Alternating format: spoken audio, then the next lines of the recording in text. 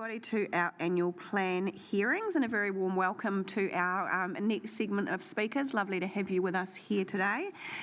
Just a few lot of housekeeping. Firstly, councillors, if you have any questions for council officers that come out of the submissions today, can you please send them through to me, and I will send them out to collate them for council officers to come back and provide us with the responses during deliberations tomorrow. So just keep a list. Keep a list, and thank you. That'd be fantastic. And just for our submitters today, you each will have 10 minutes to present to us. That includes allowing time for questions from councillors. So you'll hear a bell at 7 minutes to let you know that it's probably time to start winding up so that we have some time for questions. And also just a reminder that you please need to speak to your written submissions. We can't actually accept new information. So that would be lovely. Thank you very much. So we will get started, and I would firstly like to welcome Stan Simmons to speak to us. A very warm welcome to you, Stan. Lovely to see you.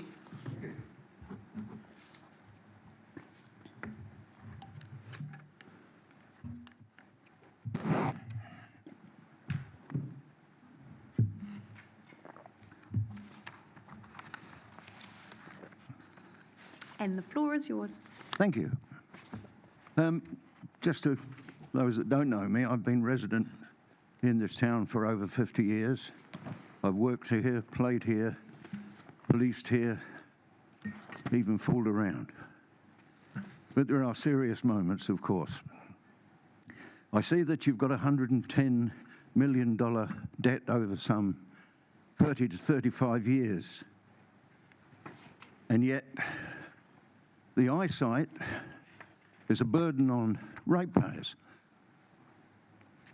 And I don't quite understand that. And it's also a burden on the aquarium. Now, starting with the eyesight, I don't think too many of you have been near it in recent times, but the value of that eyesight is quite incredible. You have a staff there that are ambassadors for this city. Right now, for instance, there's a cruise ship in, and they'll be asking where to go. To move it to another location would be just futile. I really don't understand that. There is nowhere better than that position they are in now. As you know, you need to have buses coming from the port. People can't just walk out of the dockyard. They've got to be bussed. And the most convenient place to be bussed is the eyesight. I don't think there is any other that could cope with the kind of traffic that comes in when over 60 days buses are backwards and forwards from the ships. The eyesight tell me that in winter, they are still getting a number of buses. So people expect, when they get there, to be given advice. And from what I've seen and know, those people in that eyesight give this town a good start. Now, they're very valuable, because if we in this city now are going to be having to rebuild everywhere, the costs there are going to be. We need the holidaymakers still. We need cruise ships. We need people who want to come here. So the eyesight, I think, should be really left alone. Even with the putt-putt alongside, they cope with that very, very well. I've often volunteered to go and help now and again. And I'm told, no, don't worry about it, we're pretty good. So that's what I believe is the eyesight's value. Now, the aquarium. I cannot believe that you want to bomb it and build a smaller one. Now, that aquarium has lasted for the last 25 years, but it's lacked maintenance badly. It's built a reputation of having problems. One of the biggest problems they had, and probably a big cost to you, was the Travelator. It's gone now. It's a walkway through, which it always should have been. It was a gimmick. It means now people can stop and observe and enjoy. It is a place of education. I noticed the comment from the Mayor was that a smaller one would be built that would be more viable and would have educational programs. They have a classroom there. They have schools visiting. The place very often is full of children. Teachers, headmasters, headmistresses around the town are disappointed from those that I've spoken to that you intend to bomb that place, and how long that would be a bomb site, I don't know, and you want to spend 29 million to build a new one. That's not counting the demolition. That's not counting the chaos it's going to cause down there, because, as we all know, the amount of traffic flowing in and out of this city now and the amount of people moving around, it's going to be an awful sight to see. And of course, with demolition progress, you may well have to move traffic off the Marine Parade, which frankly, that's another subject with traffic. So I ask you, really, is the aquarium such a cost that you cannot bear? Because you may or may not realise it, no museum or aquarium, even some other places of just people attending, they don't make profits. They're not retail outlets.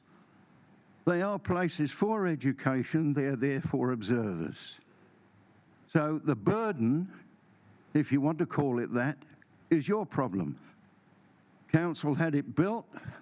I know that. I was on that council. And it's been criticised because it wasn't making money. They don't make money. They make the money they get feeds the creatures. It runs the place. And the onus is on you to keep that running. I did mention the Faraday Street Museum. Now, again, you would like people to take that over. That's not a bad idea, but the bad bit is its location. If you want to spend some money, if you've got some left, how about moving that to the Marine Parade? Now, a construction there wouldn't cost you 29 million, and I don't think the repairing of the roof in the aquarium is going to cost you 29 million, because that's the other of its problems. It's been leaking for a while. So I implore you, remember that we need to keep visitors coming to our city. We want overseas people. We want people from the rest of this country, because we are a lovely place. We are a seaside resort. And we need to keep that going. And you've got an awful lot of work. There's an awful lot of debt that you're going to have. Again, I hope you've got decent insurance, because the way things have gone with weather, with the changing of climate, that's not being taken into consideration. You have all of those concerns. And councils following you are going to have to carry on that.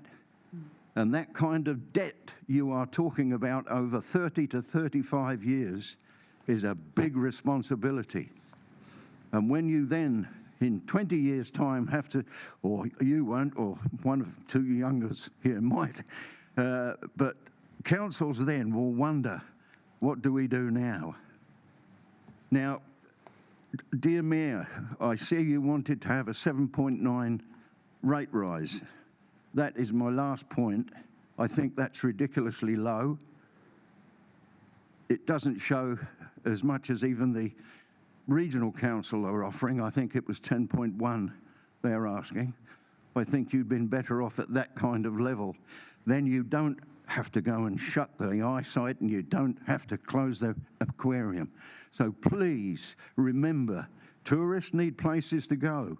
There is no other place of interest beyond this end of the seafront other than the aquarium.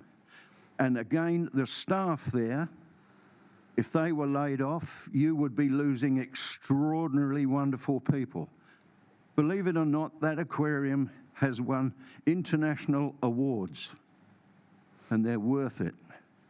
So again, I implore you, do not crash it. Build it up again. They've got another scheme there, they've got another program there they would like to add. They've discovered that there are creatures around Hawke's Bay that are peculiar to Hawke's Bay. They would like another exhibition place. That means more space, not less. And of course, there are other public areas there that can be used. I think probably I've said enough because you've got a lot on your hands.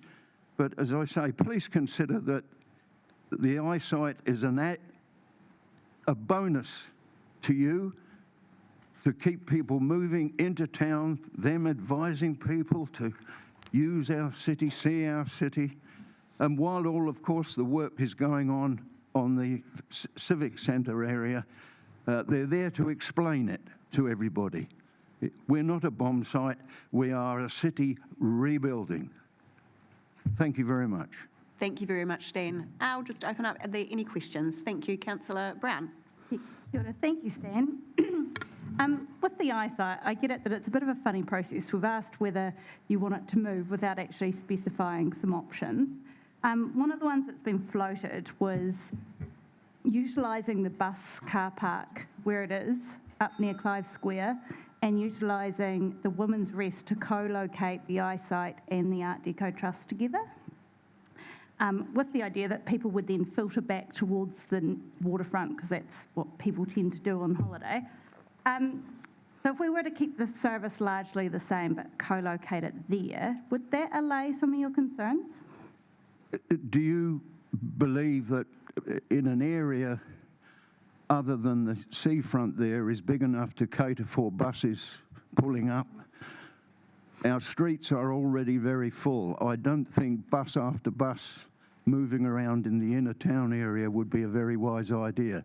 I saw, for instance, that train thing that moved around went straight down Emerson Street. My God, the chaos that caused for 10 minutes. But no, you have to remember that buses are necessary from the port. And in the larger ships, they're quite frequent. I know because I used to drive them. And added to that, the comments of the passengers when they get to the eyesight was generally very, very favourable. But for inner town, no way. Okay. Any further questions? Thank you very much for your time, Stan. Good, thank you. Appreciate it.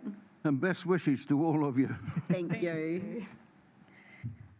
I'd like now to invite Marianne Isles to present to us, please.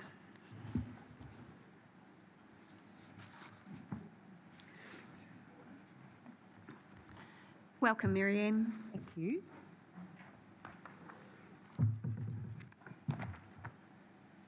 I was expecting 5 minutes, not 7, so this might be shorter than you think.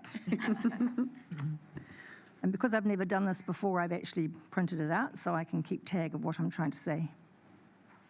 And my submission and speaking presentation is basically around the library. Napier's had a public library service since the Athenaeum was established in 1865 in Browning Street. In 2017, Napier City Council's Station Street location was abandoned in haste, and the library was dumped in the back archive room of the MTG, there to remain until today. According to our mayor in her April interview with Michael Laws on Platform, Napier's library actually closed 7 years ago. It has only been a temporary library since, and it appears it's easier to close a temporary library. I refer you to paragraph 6, page 1 of my submission and page 22 of the consultation document, which states modern libraries complement and fill gaps that online information sources can't provide. And it will support the educational, cultural and creative life of our community. Does this not happen in our Napier Library? It does. Library staff have been providing exactly what our Mayor espouses in the May 6th website post, where she talks about the value of libraries and the specialist skills of librarians. In the same May 6th post, our Mayor also states, libraries are knowledge hubs, portals to a digital world, research stations and thinking spaces, community gathering places. They offer specialist programs tailored to very specific needs, and all of that takes expert knowledge and experience. I refer you to page 1, paragraphs 1, 2, and 3 of my submission. And this is exactly what 86,787 library users have experienced in the last 12 months, from February 24 to February 25. That's 238 reasons a day to keep the library open. Staff issued more than 29,000 books, and users self-issued more than 60,000. That's 89,000 plus reasons to keep the library open. How many of the 224 issues a day will occur from a bus or by a mouse click? The library employs more than book users or computer assistants. Where will all the specialist roles feature in a mobile van or even in the new library? Internet use totaled almost 137,000 sessions. Take away this service, and how many of these people can travel to Taradale to access much-needed digital services?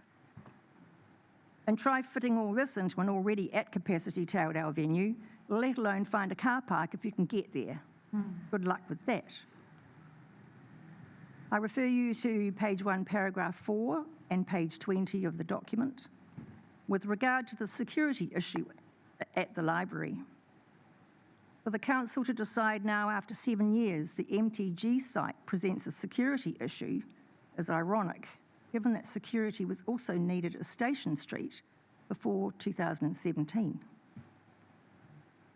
In a Radio New Zealand interview on 22nd of April, our Mayor said the timing of the library's transition closure could be about 8 months early, so now we're proposing to close it earlier than that. The interview states, it's a move driven by the urgent need to save council costs, but the Mayor admits the savings per household for closing the library would be minor. To quote, it's not a huge saving. It's to the tune of about 0.5 to 0.6 of rates. But it's a reflection that we really have worked hard to find every single dollar of savings we can find. This 0.5% equates to a saving of $1.80 per month per household. There's no library in Napier for more than 2 years worth $1.80 a household per month. I don't think so. Refer page 2, paragraph 1. In March 2025, prior to the release of the consultation document, Napier City Councils voted unanimously to fund $3.9 million for tourist activities. Then you've tried to sell us the idea that closing the library for 2 or more years demonstrates that Council has worked really hard to find every single dollar of savings possible. Who matters more here, tourists or ratepayers? It's unbelievable and cruel that Napier City Council considers a saving of about $600,000 or $1.80 a month per household outweighs the immense contributions and benefits our library provides to the educational, cultural and creative life of our community and consequently the welfare of our Napier ratepayers. This proposal is a miserable attempt to justify a minuscule saving. I urge our councillors to more seriously consider the huge impact a closure of the library for 2+ years will have on the many thousands of users, many of whom are also ratepayers who vote. Please, leave it open. Thank you very much, Marianne. Open up any questions from councillors. Councillor Bogue. Thank you very much, Marianne, for your submission. How would you feel about the library being open 4 days a week, the town library, as opposed to being closed?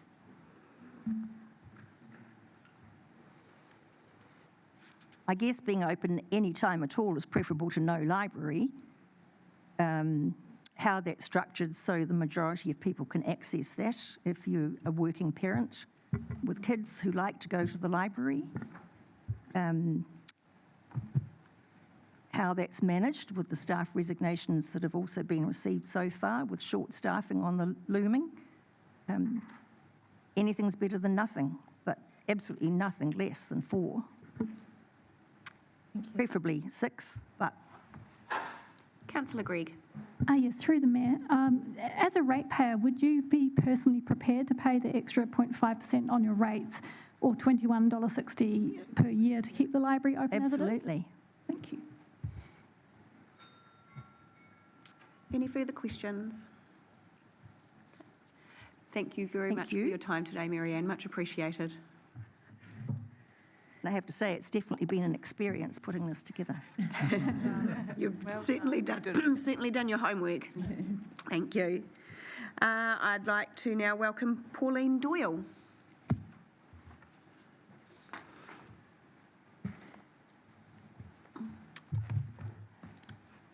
Welcome, Pauline. And I think we have a presentation, don't we? Oh, yes, there it is. Popped up.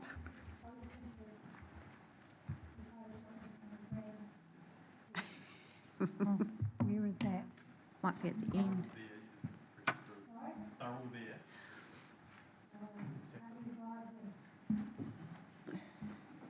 I need your help.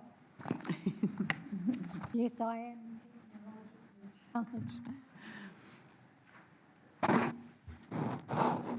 There he is.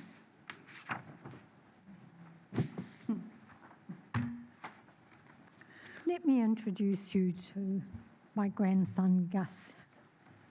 I'm speaking today because of Gus and all the grandchildren who love the things that Gus loves in Napier when he comes here. I support Marianne's submission, and it was her letter to Hawke's Bay Today that alerted me to what was happening. And when I got a copy from the library of the submission form, opened it up, and there was a whole lot of other things getting the chop as well, possibly. I want to start by talking about the museum. We have 2 museums in Napier. The Faraday Museum of Technology, which is hands-on museum, quite unusual, and the MTG Museum, with its wonderful collection of exhibits which get displayed from time to time. The MTG Museum is free entry. Faraday Museum, you have to pay. Thanks to generations of ratepayers, we have the unique Faraday Museum with its hands-on exhibits run by Sharon Phillips and her team, paid staff, and the really enthusiastic volunteers who I've got to know over the last 3 years, thanks to Gus. I agree with option 1. As a lay person, I thought that's generous, $1 million, that's $500,000 a year. And I thought, I better go and check before I say yes to that. And so that's when I met Sharon Phillips. In my written submission, I've listed the actual costs that they are facing, that I think they're facing. I'm guessing because that's for you to find out as our representatives, not for me as a layperson or a ratepayer to do that work.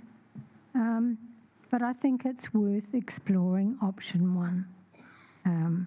which is to set up an independent charitable trust like the other Napier Museum, which would mean that Faraday gains access to funding like other museums. This would be a win-win solution for everybody. But we need to know the actual costs to transition successfully to a charitable trust, and that may take time. We cannot continue to fund Faraday, I'm just going to focus on that, museum through increasing the rates. So that's why I agree. I have questions. What is the $1 million payment meant to cover? Is it to cover the upgrade which is currently required on the building? And how long will it take to transition to a charitable trust so that they can gain external funding like other museums elsewhere? How long will the museum need funding from ratepayers? Will it be for another 7 years, plus or minus? Who knows?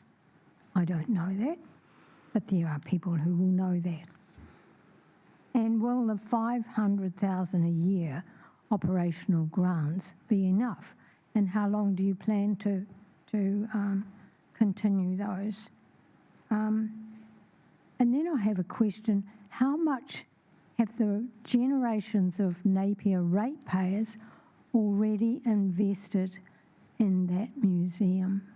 What do we stand to lose if we set it up to fail? Lots of questions for you to consider.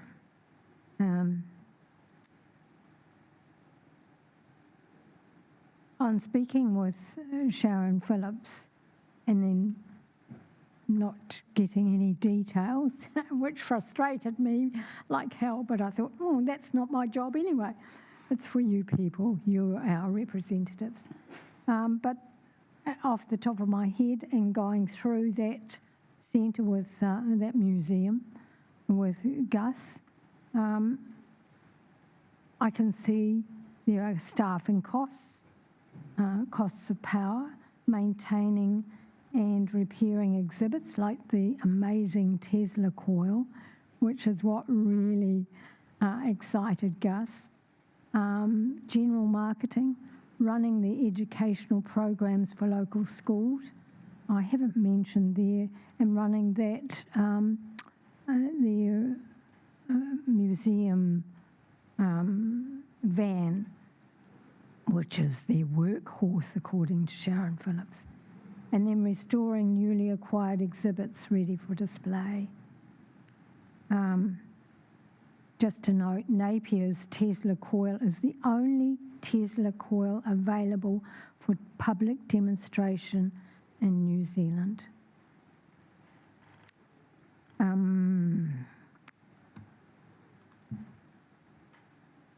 Okay. First time Gus came,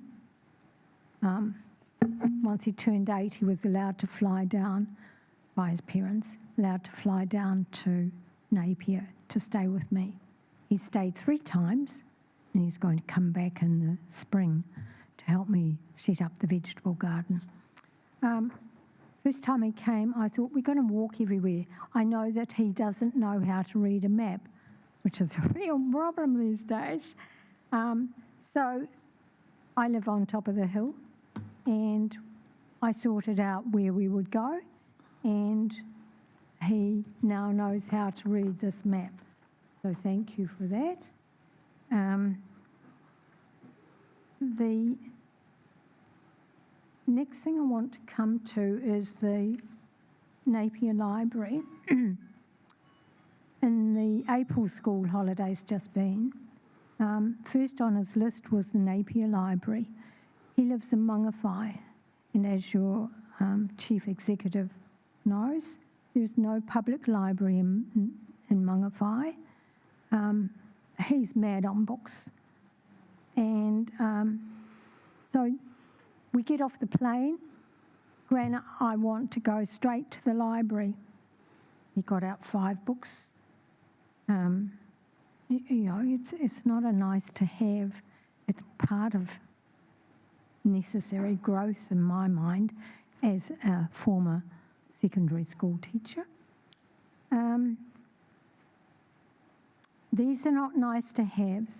Last year he discovered the headstone for Joseph Chicken, who died in 1868. Well, thanks to the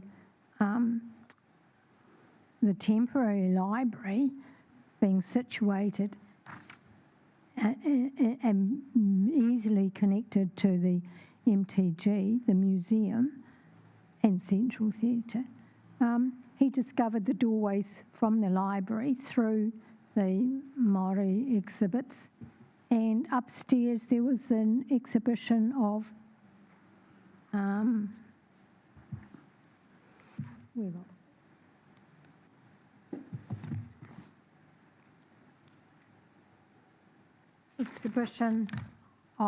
our artworks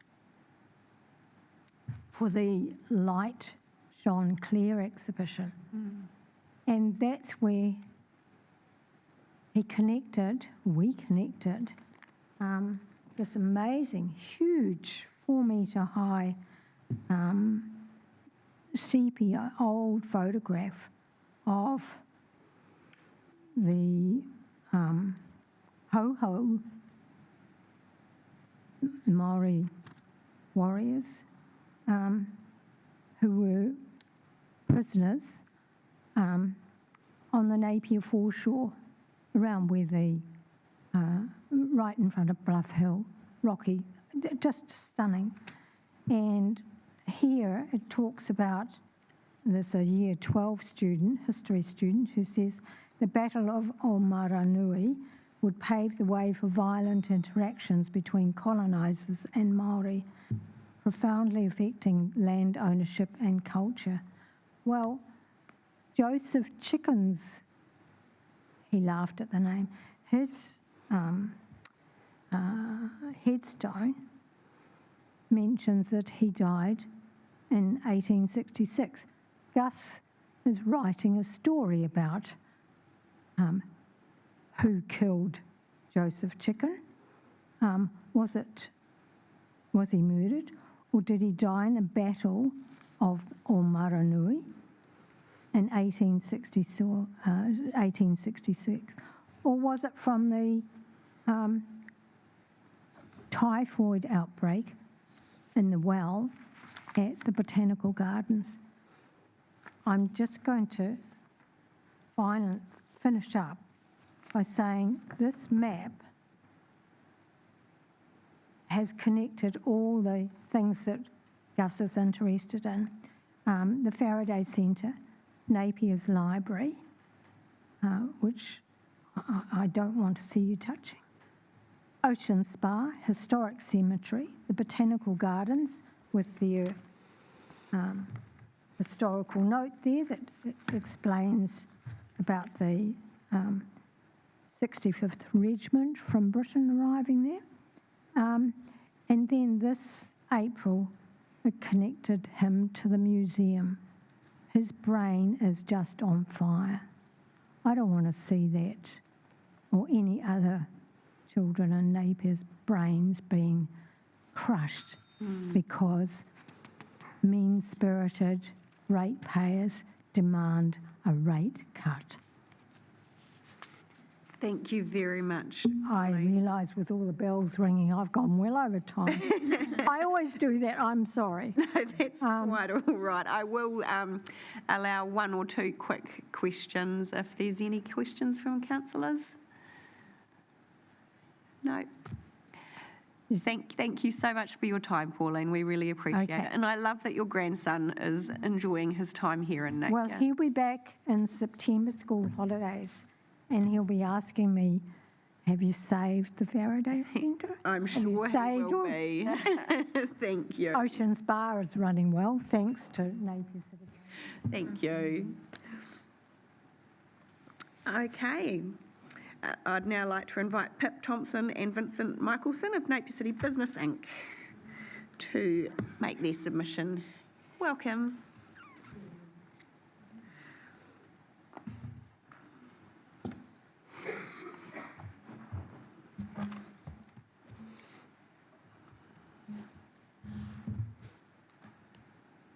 you for inviting us along to submit. I'm Pip Thompson, the GM from Napier City Business Association, and this is Vincent Michelson, who is the chair of our Napier City Business Association. Thank you. We, obviously our submission is representing the 450 odd businesses within the CBD, and today we want to focus our submission on the Napier Library and also the eyesight. So, we acknowledge that the operational challenges for the Napier Library that the council are facing, but we oppose the immediate closure without a clear and considered transition plan. It is critical to refocus our vital role the library plays and to promote its values as an essential core anchor for the CBD.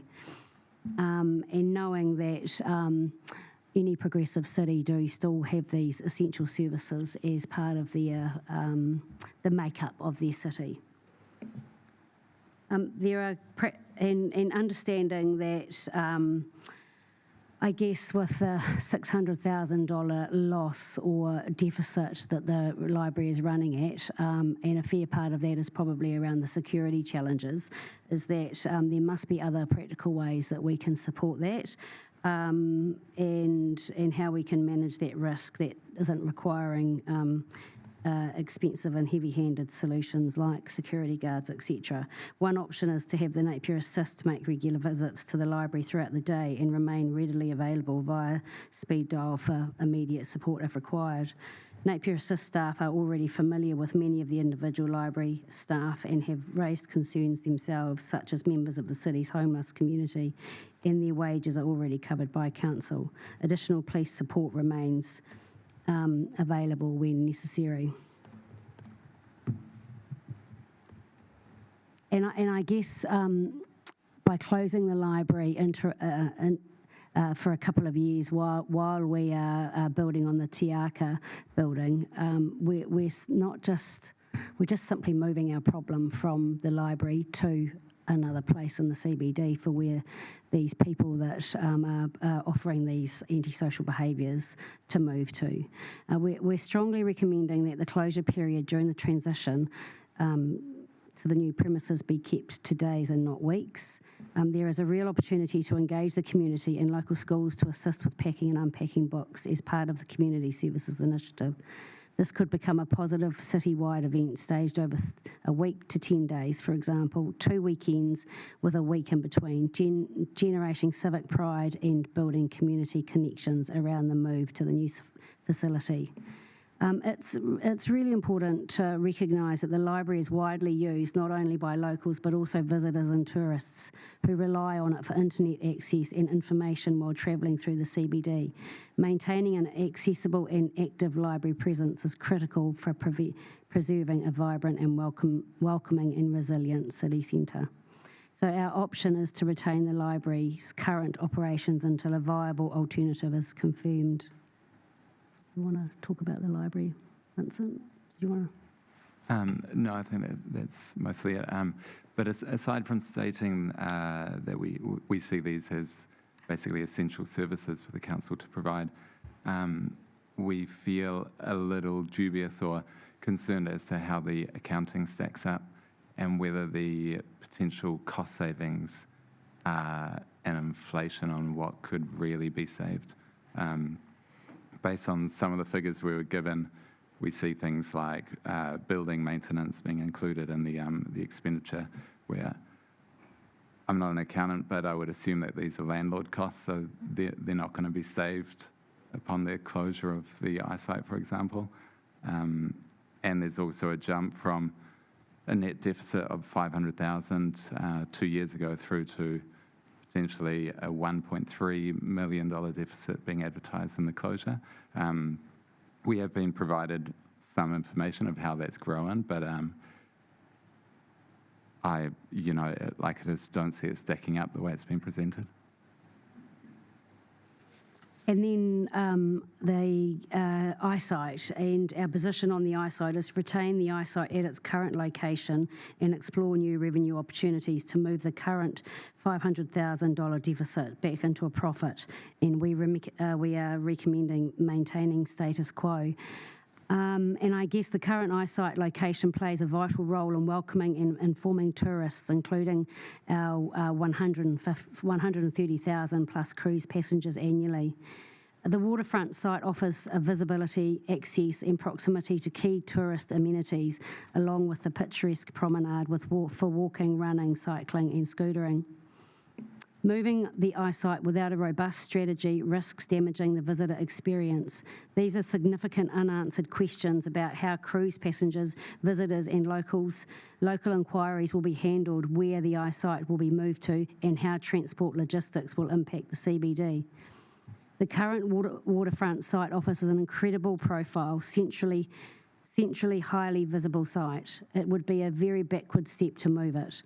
We have received the profit and loss statements through the Lagoima process, which shows a reported loss of $500,000, significantly different from the estimated total financial impact to the ratepayer of $1.3 million stated in the consultation document. So I guess from our point of view, it's the eyesight is in probably one of the most amazing spaces, venues in our city, and as a tourist town we'd like to maintain that entrance to our CBD and have our visitors welcomed in where they should be welcomed, in the beautiful waterfront area where most visitor eyesights are homed. So that's us, thank you. Thank you very much. Are there any questions?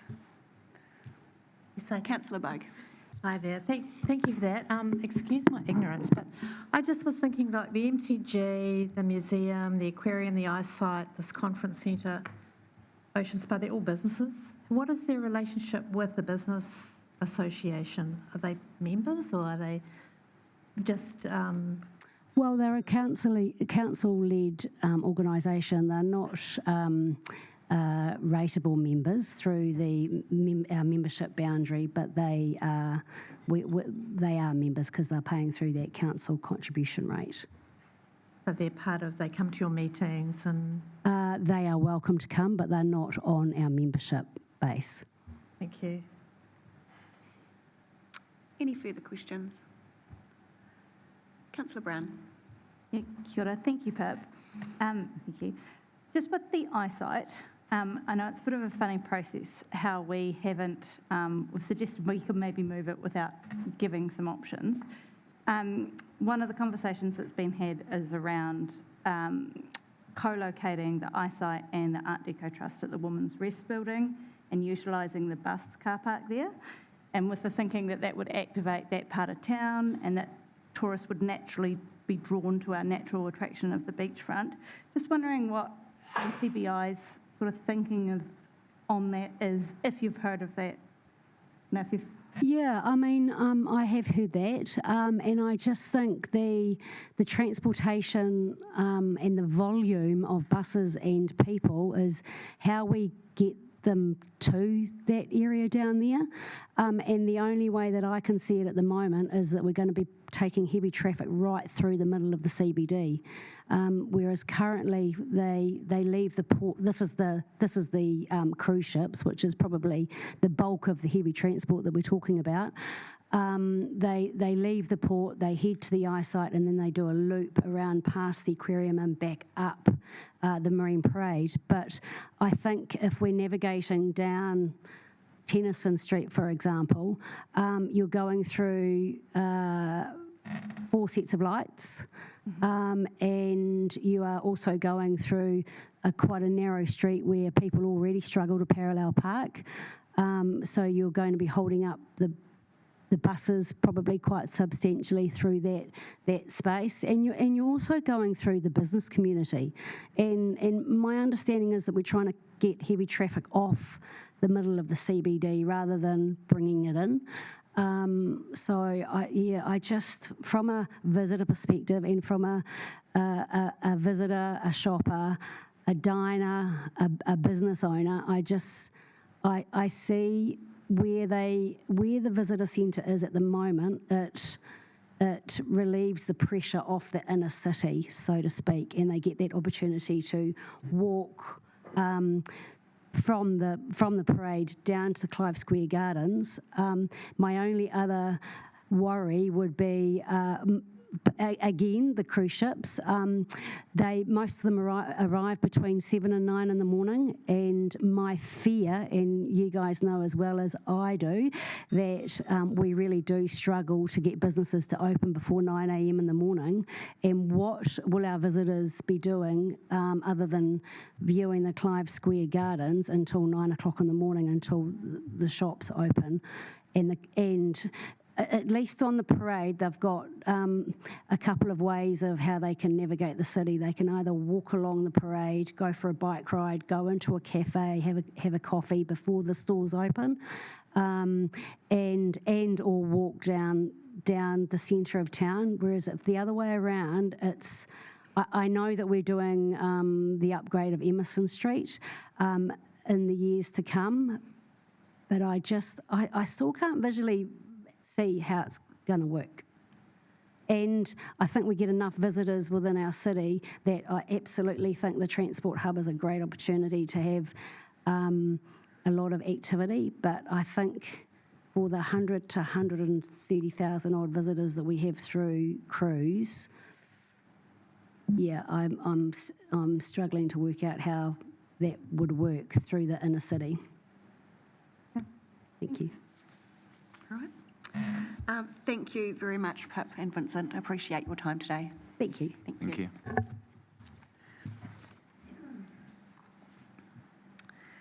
And I'd now like to welcome Paul Yeo from Vin Inc., please.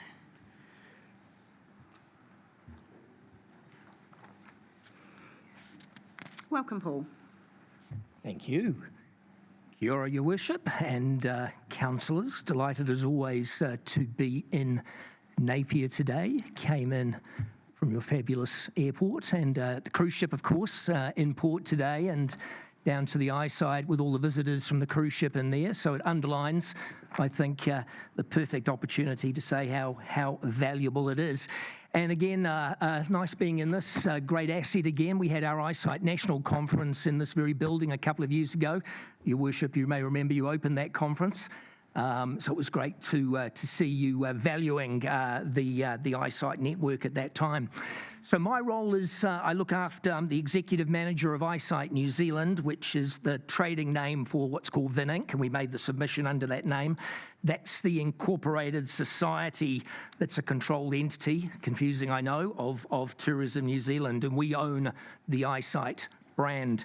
So that's a membership organisation of 38 members. Many of those are councils who own and operate 48 eyesights across Aotearoa.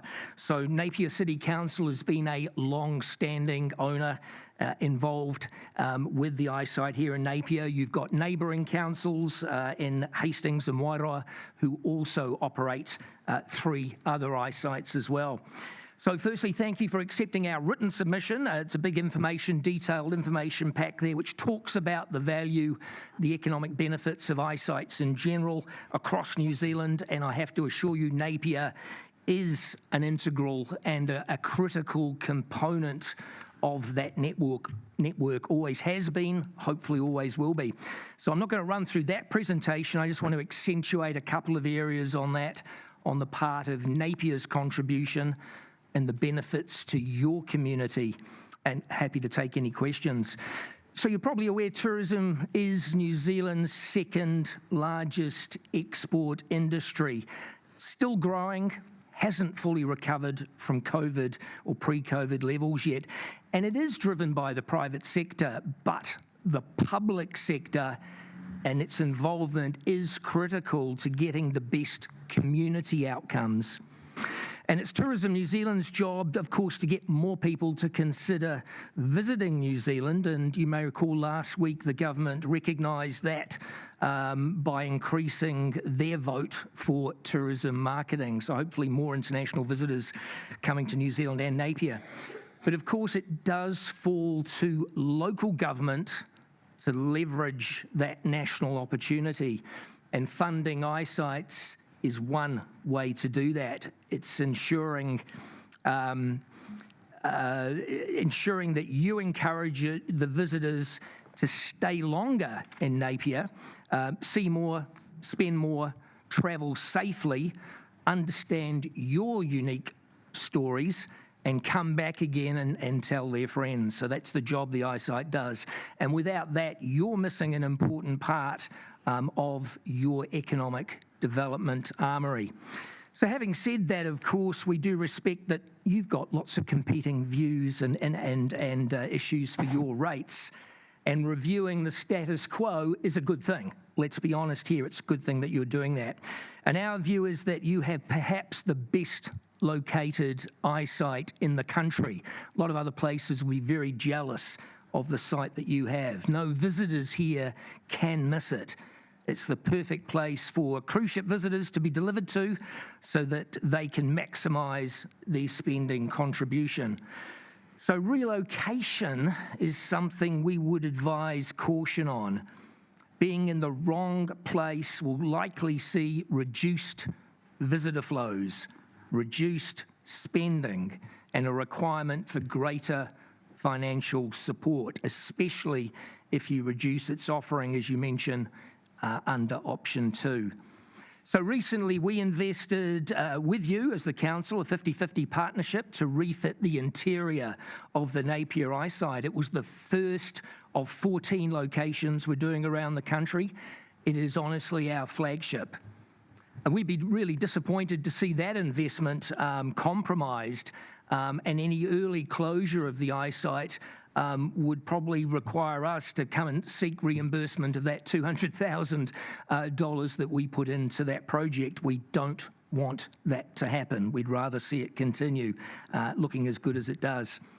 So your preferred option, option 1, involves not only a new location, but a new owner with no council funding. Now, it is true that there is a handful of privately owned eyesights, but all of those involve owners who have additional income streams to amortise across their wider business. And it generally only is successful in locations with high traffic volumes all year round. Queenstown and Auckland are 2 examples. And there's also no guarantee that a new owner could meet our membership requirements and standards. They'd need to apply and be accepted before they could use our eyesight brand. So clearly we favour option 3, the status quo. So the location is unparalleled, and the ability for council to own and operate means you can control the narrative passed on to your visitors and maximise the downstream economic benefits, as well as utilise it as a rallying centre for visitors and locals alike when the bad times happen. If you think weather events, you think earthquakes, eyesights around the country are often used as a rallying place in situations like that. So in summary, a lot of our research globally shows that visitors still want face-to-face, personalised, local advice and assistance when they arrive in a destination. Your Napier Eyesight does that and does a absolutely phenomenal job. You've got the ability to maximise this opportunity or not. Thank you very much. Thank you very much, Paul. Open up for any questions from councillors. Councillor Brown. Thank you very much. On your, just what you said in closing there about people still wanting face-to-face. Yes. We hear both sides of that story. Obviously, we hear people increasingly are just wanting to use ChatGPT and Google and find their own way around. How much do you think, do you have a prediction about when face-to-face will maybe lose its favour in terms of our investment in a thing like an eyesight? I think it'll be a long time away. Again, all of our research, and it's global research, not just here in New Zealand, is showing that, in fact, the more digital connections you have, the more there's almost a pushback to talk to real people. New Zealand is marketed overseas as a people destination. You know, it's all about the connection that we have with people and stories. And so there are plenty of opportunities to engage digitally, but New Zealand's unique, I guess, appeal is that connection with people. People come in to validate what they see on the internet. Not everybody trusts what they see online. Look, all of that research says there's a place for both. Tourism New Zealand puts a lot of money into digital marketing, but we absolutely are committed to long-term, face-to-face connections with people. I think we'd be a poorer community and country if we ever walked away from that. Councillor Bogue. Thank you very much. You said there were some eyesights in New Zealand which were run independently. Correct. Of the council, and they have other income strands. Yes. What sort of other businesses do they usually, or in the example you've seen? Yeah, they're usually businesses which they don't necessarily have another income stream in the physical bricks and mortar. They may have another digital business. They may have another part of the tourism distribution chain. There are no two the same. So running an eyesight privately is quite tricky. In fact, one a few months ago in Christchurch went under. They simply couldn't make it work without any public input. And that city at the moment is really ruining not having an eyesight, particularly with their large cruise industry. Okay. Councillor Crystal. Through the Mayor, in our submissions, we had quite a lot of people suggest, because we have no inner city post office, goes to the eyesight. Are there other eyesights that do that? There actually used to be one in Akaroa. Absolutely. Look, I think one of the ways we're moving forward with eyesights is bringing in other areas of income. So there is no closed opportunity. Many of them are bringing in, becoming, coffee shops with a barista. Retail is becoming more important. Doing a whole lot of different income streams is absolutely open, and we have no issues with that across the network. Thank you. Councillor Gregg. Yes, through the Mayor. Thank you, Paul. Just a quick question about merchandise. Do Yes. all eyesights sell merchandise, or is it an option to have one that's merchandise free? It's an option. Probably 80% of eyesights across the country do sell merchandise, and the way we'd like to see it, because of course everyone is different. We, particularly council-owned ones may have a view that they don't want to compete with the private sector. However, that's a growth area for us. So we like to see eyesight specialising in apparel or souvenirs that aren't offered by other mainstream shops in town. And there's a great opportunity. I know an example here in Napier where they have their own specialised T-shirts which they sell, can't be sold anywhere else. So it's a unique item. Visitors love buying souvenirs, and I think that's our specialty area, using local providers, arts and crafts. Absolutely, it's a growing area. Right. Thank you very much, Paul, for your time today. Pleasure. Delighted to be here. Thank you very much for your time. And I'd like to invite Peter Grant, Age-Friendly Ahuriri Napier, otherwise known as the Positive Ageing Strategy Advisory Group. Very warm welcome to you, Peter. Kia ora, Your Worship, and esteemed councillors and staff. It's good to be here. As the Mayor quite rightly noted, my name is Peter Grant, and unfortunately I'm here today unsupervised, as both my co-chair and of the Positive Ageing Strategy Group, Whai Alexia Puna, and our council support staff member, Rachel Kawana, are dealing with health issues with themselves or their whānau. So they sent me along unsupervised. It's all right, we'll keep an eye on you. Being live streamed. As background, you're aware that Napier has been accredited by the World Health Organization as an age-friendly city.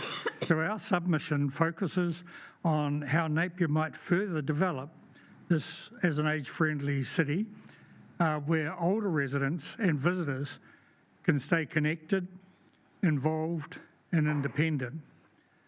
The key points in relation to the annual plan for us are firstly, the library.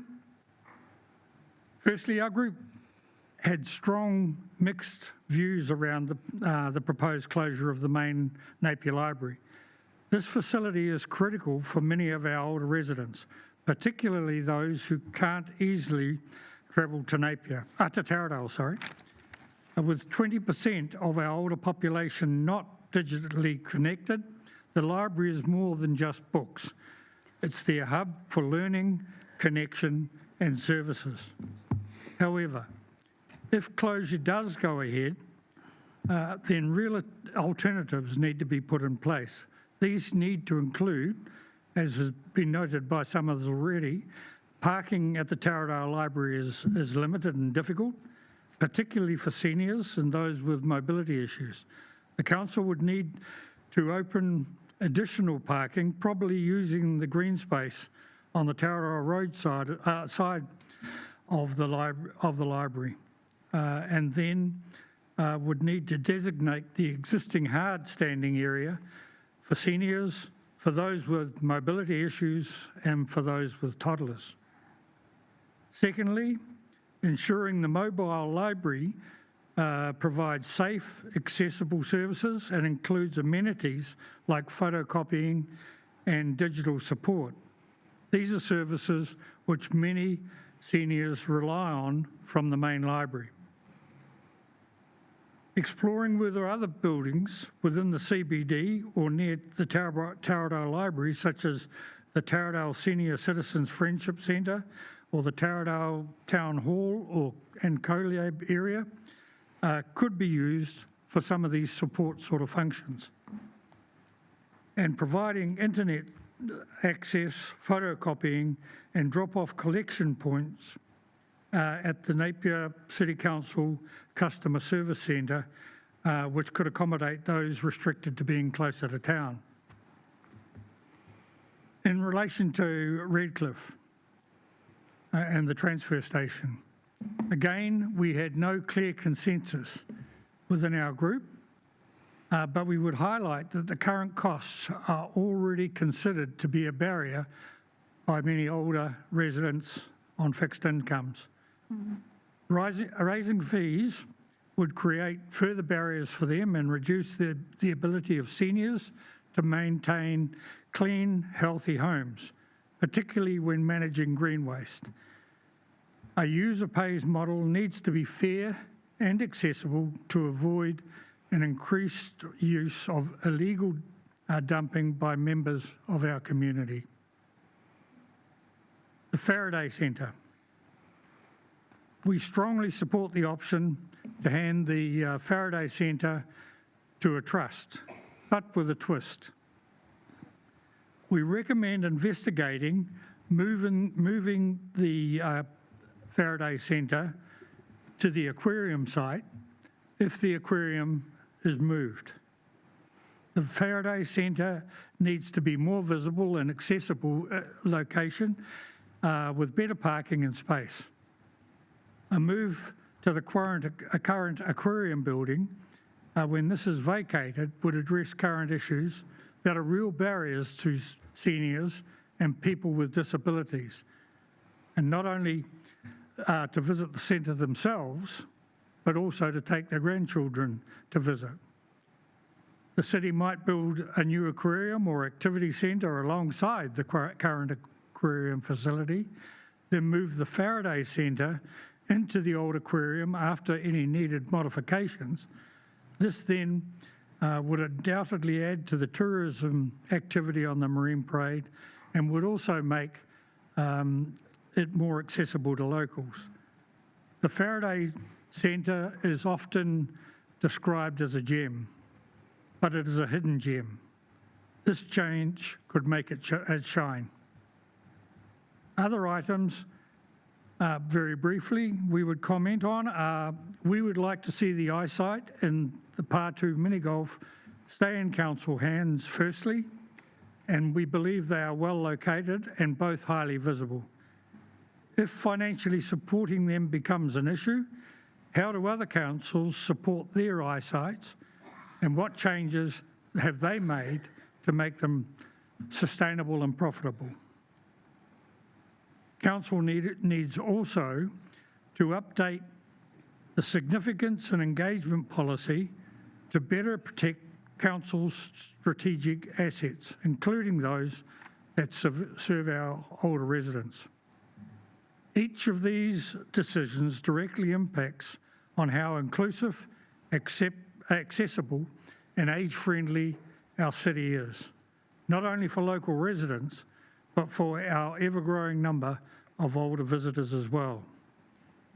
Lastly, as Napier's older population continues to grow, we ask Council to carefully consider how each and every change you make or supports or hinders the ability of our seniors to live well in our city, and to ensure that visiting seniors will remember Napier as an age-friendly city that they tell their friends about. Thank you for your time. Well said.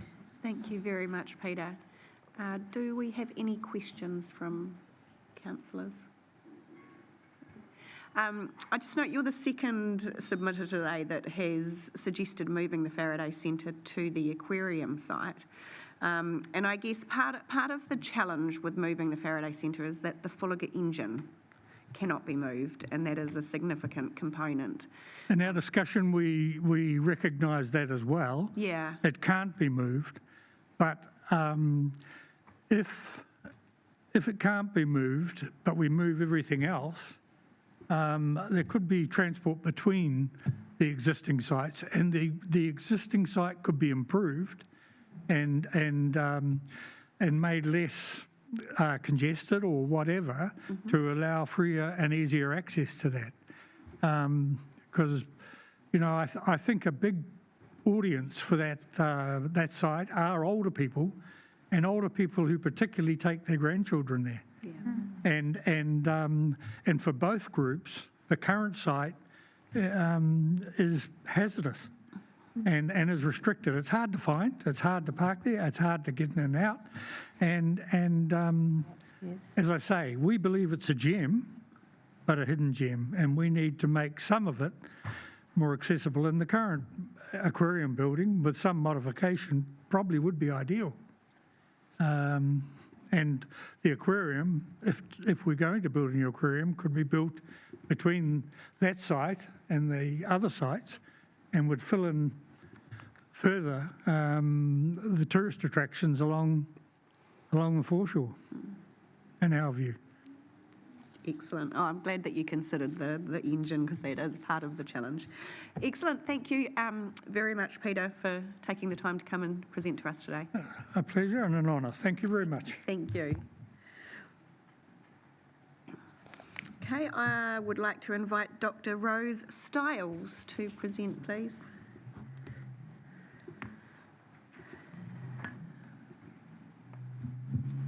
Welcome. Thank you. Thank you to Your Worship the Mayor, all the councillors and the council staff here today for the opportunity to present this submission. The topic I am presenting today could be considered a side issue to the requested feedback on those specified for discussion. However, I suggest the topic of providing community facilities in Napier's suburbs that presently have none at all, like our own, as equal, if not greater importance, as suburb-based community facilities can encourage social connection and cohesion in a city with a focus on spreading civil defence information at a local level to increase household resilience and confidence during emergency situations. Therefore, we are here today with a request for a site to establish a community connector hub building in the suburb of Te Awa. Our submission read, on behalf of the residents of the Te Awa suburb, we would like to make the Napier City Council aware there is a need for a community facility to be established in this residential housing area. The suburb of Te Awa, with its already sizable community, has grown exponentially in the last 20 years due to the development of several new subdivisions, and this process of housing construction will continue for many years due to the remaining greenfields in this area having already been purchased by housing development firms. However, despite this growth, the Te Awa area has no community facilities at all. In an era where such locally based community service initiatives are considered essential for residential well-being and vital to developing a level of community social cohesion, a necessity during any civil defence emergency. Due to the lack of unused land in Te Awa and the remaining bare land having already been purchased by housing developers, we ask for the Council's consideration that part of Waioratu Park on the corner of Kenny and Erickson Roads be allowed to be used to establish a Te Awa community hub building.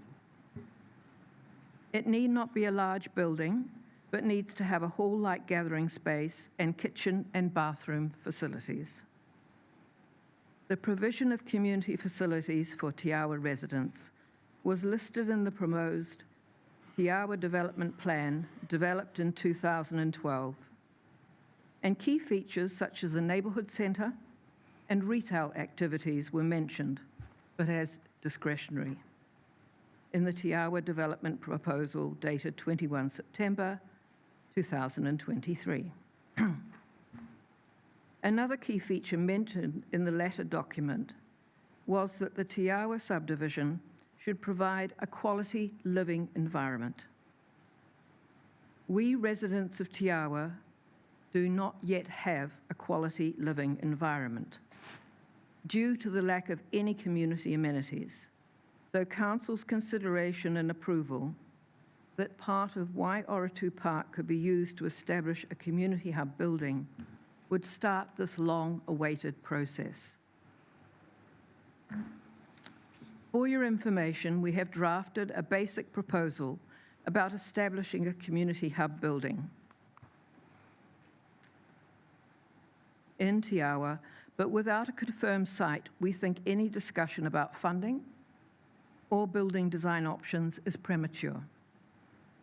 In Te Awa, especially since Cyclone Gabriel, we appreciate the implementation of the transformation strategy by Civil Defence, with its goal of any emergency response becoming more locally led. However, while emergency hubs are rapidly being established in many Napier suburb locations, Te Awa will remain a suburb with no community emergency hub where residents can go unless the submission today is considered and supported. We agree with the statement by Mr. Briggs, the Hawke's Bay Civil Defence Director, who says, if communities can look after themselves immediately after a disaster, then it means they can focus the limited, scarce resources that they have on the communities that can't. We in Te Awa don't want to be a community that can't and don't need to be. In addition, in regard to this locally led civil defence focus, we would like to recommend Napier City Council, when granting consents for new residential subdivisions, keep in mind that what is actually happening is a process of community building. Community connector buildings, we believe, are a worthwhile investment in addition to being emergency hubs, and they have the capability to change the trajectory of residents' lives in multiple ways. For example, without a gathering place, there is a lack of social cohesion and hence a lack of empathy amongst people, and neighbourhoods do not then function as a quality living environment for residents, especially young people and those living alone. We think it is important a gathering space is included in all residential subdivision plans. As we humans are social animals and rely on interactions with others to feel safe and fulfilled, plus gatherings for regular communication between residents flows naturally into them becoming neighbours who care about each other and their surroundings, and this can counter the rise of negative influences and behaviour, as well as being valuable during emergency situations. We thank you all for your time today to outline our need for a community hub building in Te Awa, as it is well proven that connected communities are resilient communities. Thank you very much. Councillor Price.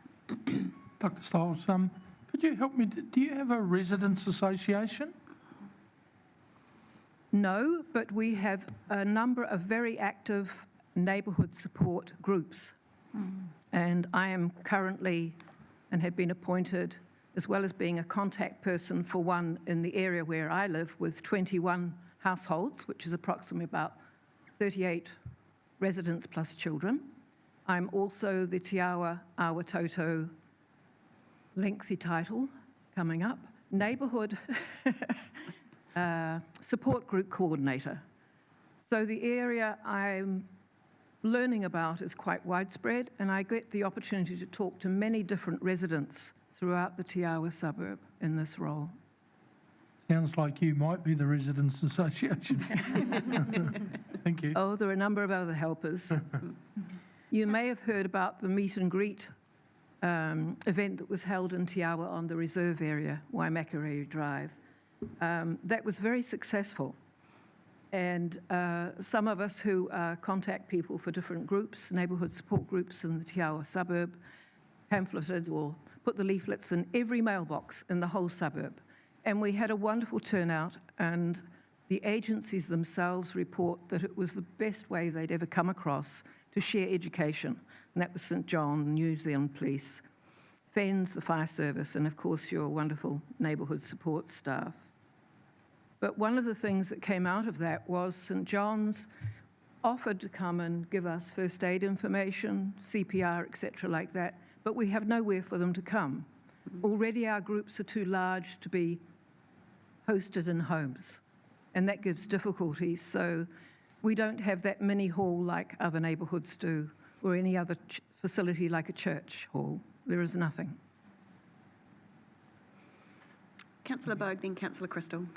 Thank you, Dr. Stiles, and I totally agree with you, the importance and how much a community centre can do for a community.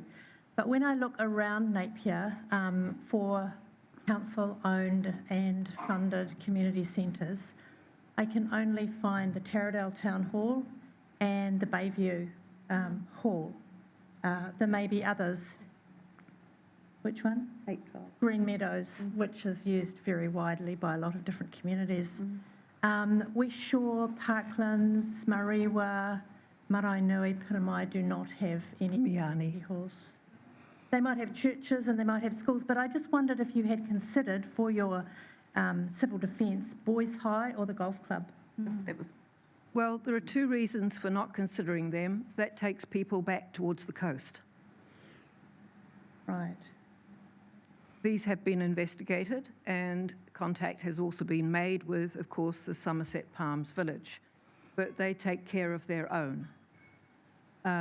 So there is nothing, and as I explained, there's no empty space left, but there are going to still be hundreds of new homes built in our area. So we feel a community hub building would be very well supported. And there could be one within walking distance for most residents, which is very desirable. We have no public transport going through our suburb at all. People can't walk really into Napier City. I used to do it quite often, and it would take me 55 minutes from where I live in Squire Drive. So you like to do it one way, but for many older people, it would be a taxi back. Councillor Crystal, was your question asked? Yes, I was. Any further questions? Councillor McGrath. Yeah, just through you, Madam Mayor. Have you approached Somerset at all to see if they've got a facility in there that Yes, might be suitable? I haven't personally, but others have with the Napier Support Organisation. And they said we could probably store some emergency hub materials there, but they'd have to discuss it. But they look after their own, and it's unfortunate that many of the residents of Te Awa already think, well, if something bad happens, then we could go there and go up in their apartment block. But this is strange thinking, because this is a commercial organisation that I would think, to protect their own residents, would lock the gates and take care of their own. They've got many frail people who will be there in apartments. So we're kind of stuck. Councillor Crown. Thank you, through you, Madam Mayor. Thank you, Dr. Stiles. Really interesting, predicament. I can see why you're considering this and why it's worthwhile bringing to us.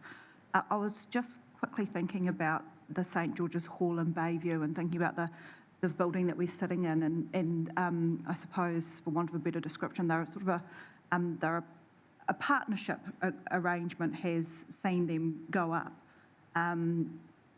If this was something that we were able to prioritise or pursue in the future, do you think that the residents of Te Awa would come to the party in regards to fundraising and supporting in some way themselves the building of such a hub? That's a very good question, because within this draft proposal here for a community hub, we've considered several options, and the partnership one is definitely viable, I think, but it's the site.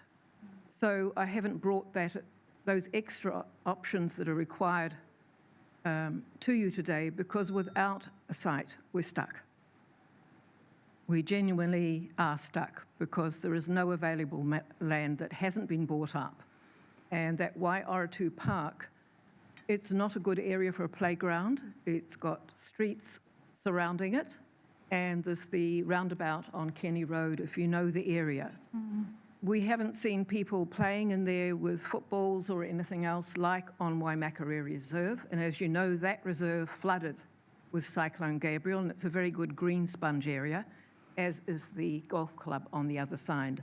And they worked beautifully. The infrastructure is very good in our area. So a small area of Waiora Park for this community hub building would add to the only use of it at the moment is by dog walkers, which is nice. But there are a lot of areas for that.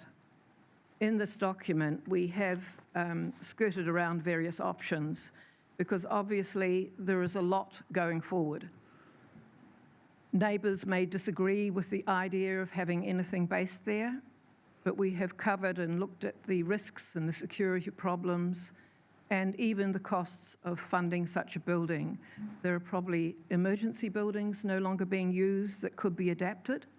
Grants to the Lottery Board can be pursued. There are many options. So we don't see that as a great problem to actually get the building. It's the site.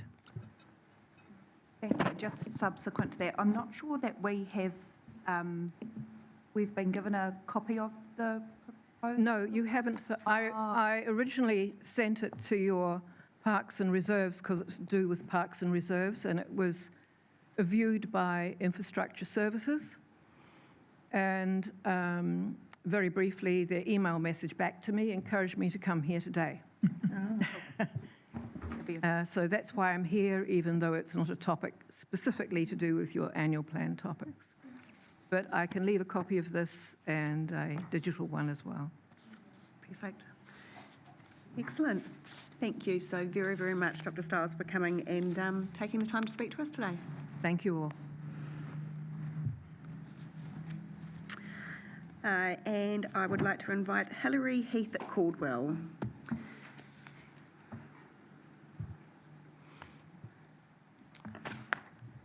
Welcome. Okay. I'm 100% sure about the purpose of today, because I've already written a submission and I haven't got a copy of it because I hand wrote it. So forgive me if I go off point. So I'm just your regular old library user, and of course looking at closing the library for any length of time is abhorrent to me, and got me thinking about what community facilities we have.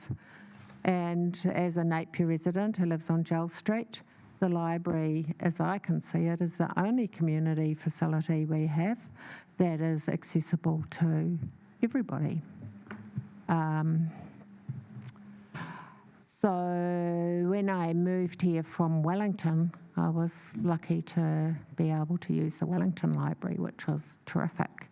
And so I'll give you an example of how I used your library, because that's what I do. I'm a regular old library user, and I pay my rates every year so I can use the library.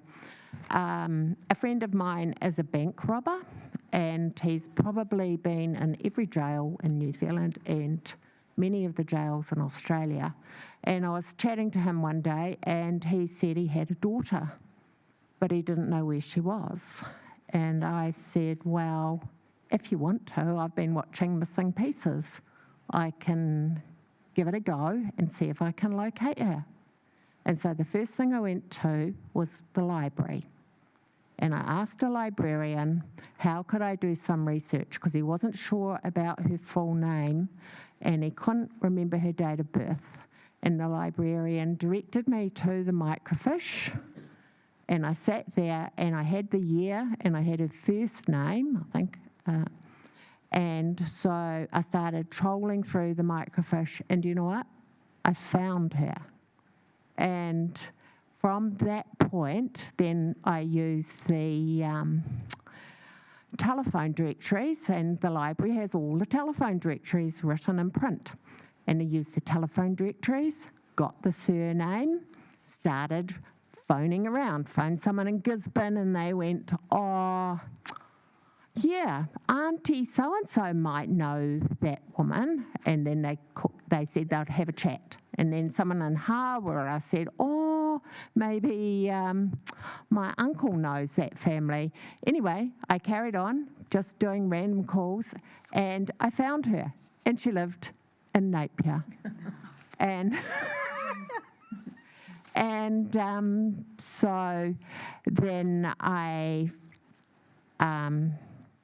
contacted her dad and said, I've found your daughter. And eventually I talked to the relatives of the daughter, who were very guarded and didn't want to, because remember her dad was a bank robber.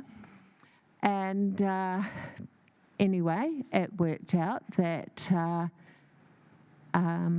we organised for them to meet. And that was the beginning of a new relationship. And it was the Napier Library who actually enabled that all to work out. Nice. So I just implore you not to close the library. It is our one accessible facility for everybody in Napier. That's my submission. Thank you very much. Open up for any questions. Councillor Gregg. Yes, through you, Madam Mayor. I've already asked this question of another submitter today, but I thought I'd ask you as well. As a ratepayer, would you be willing to pay 0.5% extra on rates, or $21.60 a year, to keep the library open as is? I would, but I would want the library open on Saturdays. Someone told me that it's being closed on Saturdays. I'm not sure if that's true or not. I can't believe it. That's the day that families go. I don't understand Napier Council doing that. It's like you're forgetting about the young people and you're forgetting about working parents. I don't understand a council that would do this. Any other questions? Thank you very much for coming to speak to us. Thank you. That brings us to the conclusion of this set of submitters. So we will break and reconvene at 3 o'clock.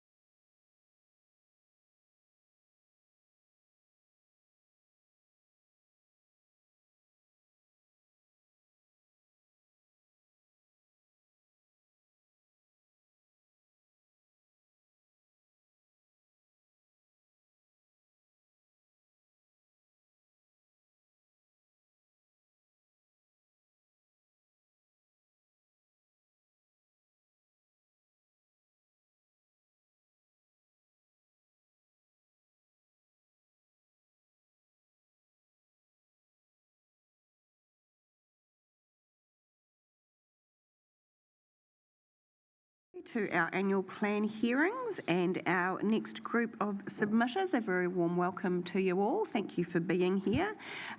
Just to remind you all, you will each have 10 minutes to present to us. A bell will ring at 7 minutes, just so you know. It might be time to wrap up in case there's any questions from councillors. And also a reminder to ensure that you speak to your written submissions. We aren't able to consider any new information. So we will get underway, and I would like to invite Barbara Mawson forward to speak to us, please. Welcome, Barbara. Good afternoon, and thank you for giving us this opportunity, or giving me this opportunity.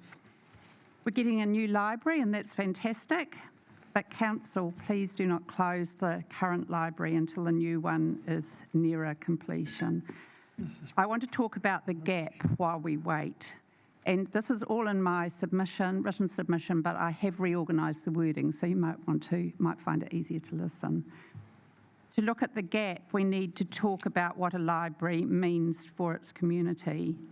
And I'm talking about gaps in community opportunities for multi-generational gathering, connection to knowledge that can be trusted and shared, location, and costs. First of all, library is a community hub. In a changing world, we need community more than anything. We're increasingly living and connecting in communities of our own like. That is older people living in lifestyle communities, gated communities. There are places for the elderly to live together. There are places for children to play together, to go to school together. There are gangs that provide a sense of community for some of our population, and ethnic communities. Churches used to be the communities that people could rely on. They no longer fill this need for the majority of people. There is increasing loneliness and anxiety out there, and generational separation. The library is one place where all ages are welcome to be, all ethnicities, at no cost or discrimination, a place for browsing, a safe place. We need it for mental health. We need it for multi-generational education and well-being for all of our Napier citizens. Where else can we get all this in one accessible place? Connection and knowledge. Online access does not fill the gap. Most people don't know what they want until they find it. Online does not do it for my generation, nor for my children, nor for my grandchildren, who do not have phones until they're teenagers, and many of them do not have computers and TVs at home either. Libraries are so terribly important for all generations. Sometimes we don't know what we want until we search for it and see it and ask about it. When we search for knowledge online, algorithms tell us what an AI thinks we want, not what we're looking for often. And the knowledge online is increasingly suspect. Where else do people go in the gap to meet others who are unlike them that they wish to understand and know about?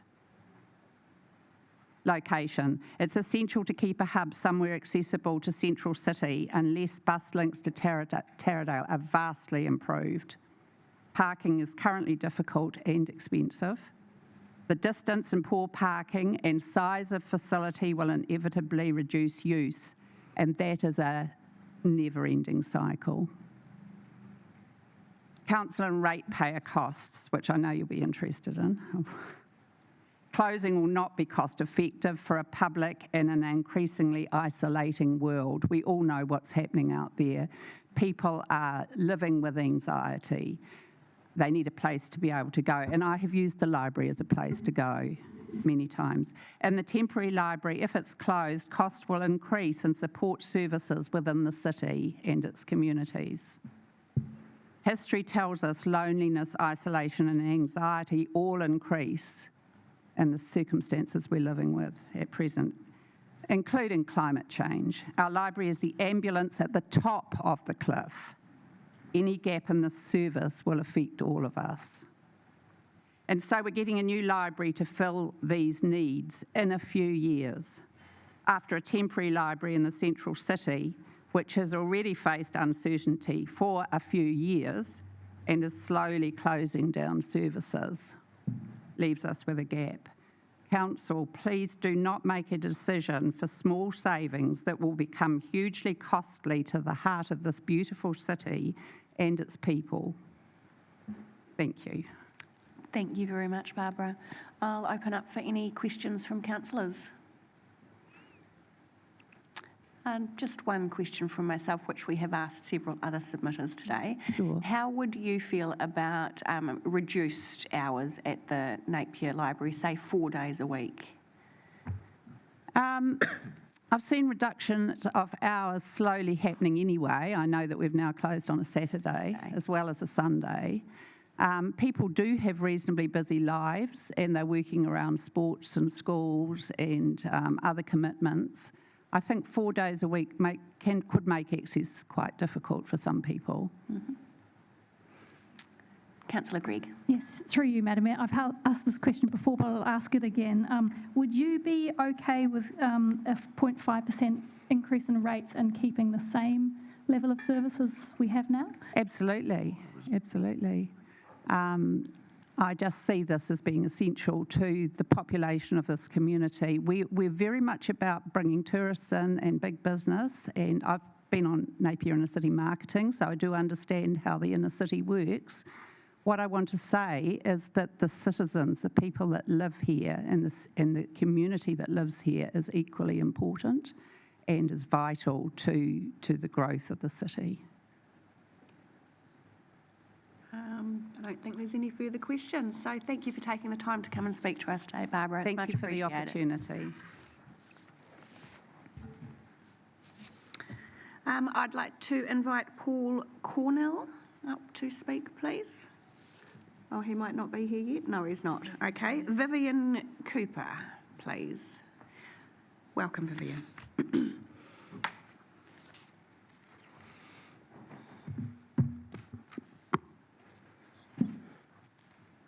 I'm speaking today far less eloquently than the person I'm following about the closure of the Napier Library or the prospective closure of the Napier Library. Again, my point is that libraries are a community hub, a meeting place. I seldom check books out, but the library is a convenient source of reference material. Not everyone has transport to get over to Taradale or the time it takes to get there. There are a number of schools in the area whose attendees likely rely on the library. Every time I visit, I see members of the community, particularly older folk, making the most of the resource.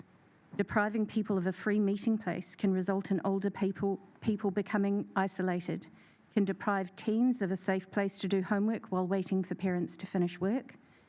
It would deprive parents of a resource to entertain and educate their children and meet and support other parents. 2 years is a long time when you consider what can be taken from young people during those pivotal developmental stages. To be deprived of something as important as a library. Equally, 2 years is a long time when you consider those final years of a person's life and how they engage with the rest of the world as their friends and loved ones fall away. Napier seems to be losing resource on a consistent basis. We have no hospital. The promise of a 24-hour medical centre has been slowly wound back.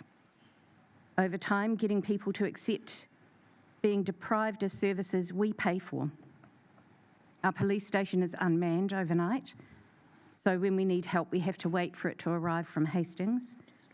While these are not local government decisions, it does feel as though every removal of services we accept provides an excuse to see what less we will accept next.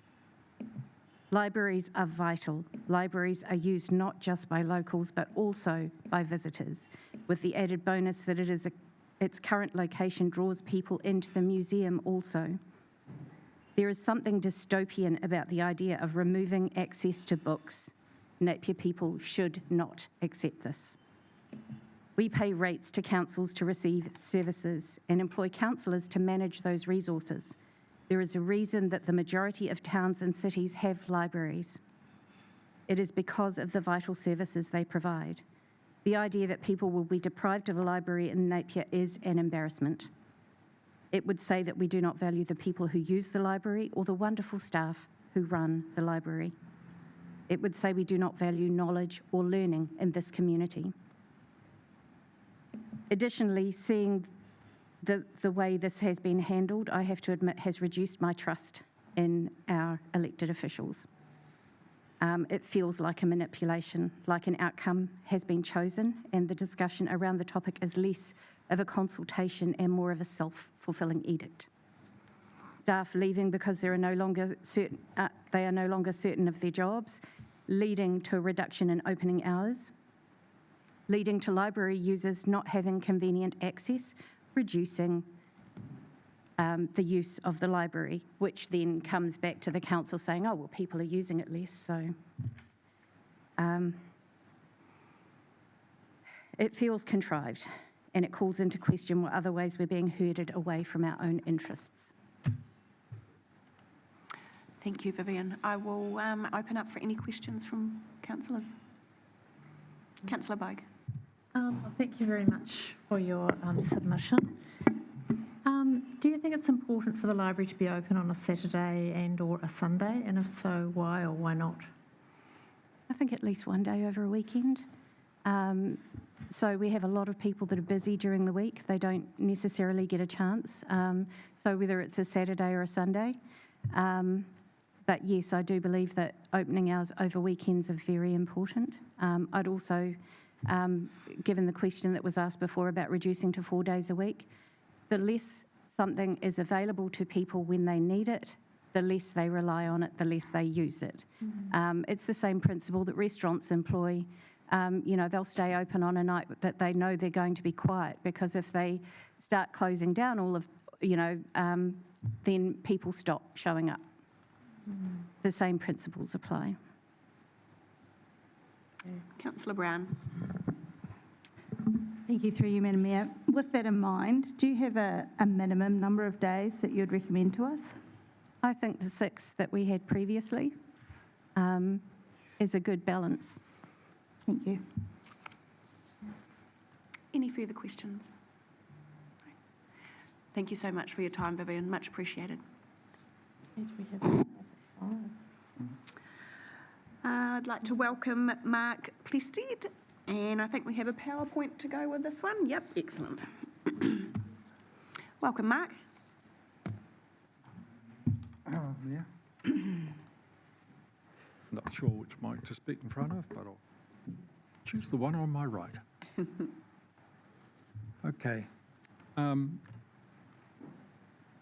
I will be speaking to the points made in my comments on the annual plan, but I'm going to focus my comments on the questions regarding the aquarium and let my written comments stand on the other matters that were asked for consultation.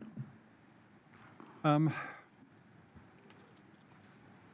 going to take you on a little bit of a journey in terms of how I developed the content of my comments on the aquarium, fact-finding, conclusions I drew, and more importantly, recommendations for the future in how to or what could be done to better inform the public on the background behind some of the choices presented to them.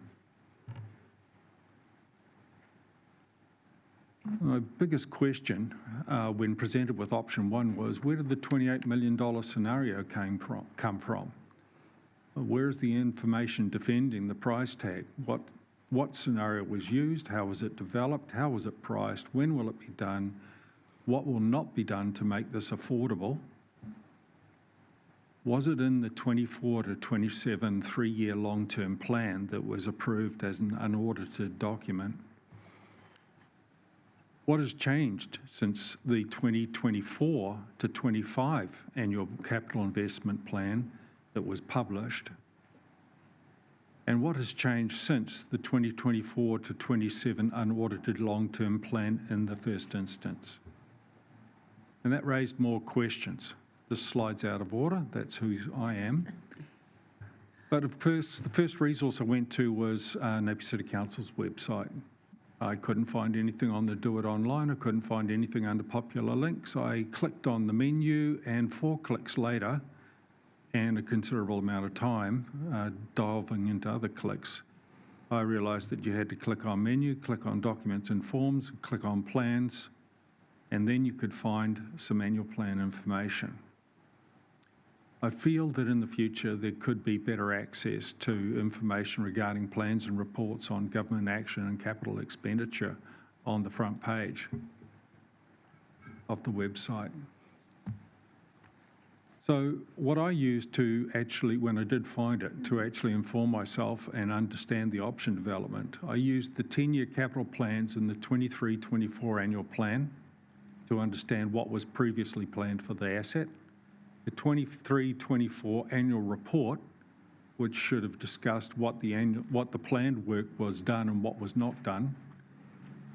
I used the unaudited 2024 to 27 3-year plan that replaced, which of course replaced the longer term documents that could not be produced because of Napier City Council's limited resources given what happened in prior years. And that's totally understandable. But I couldn't find that 3-year plan on the link on the following the previously mentioned links.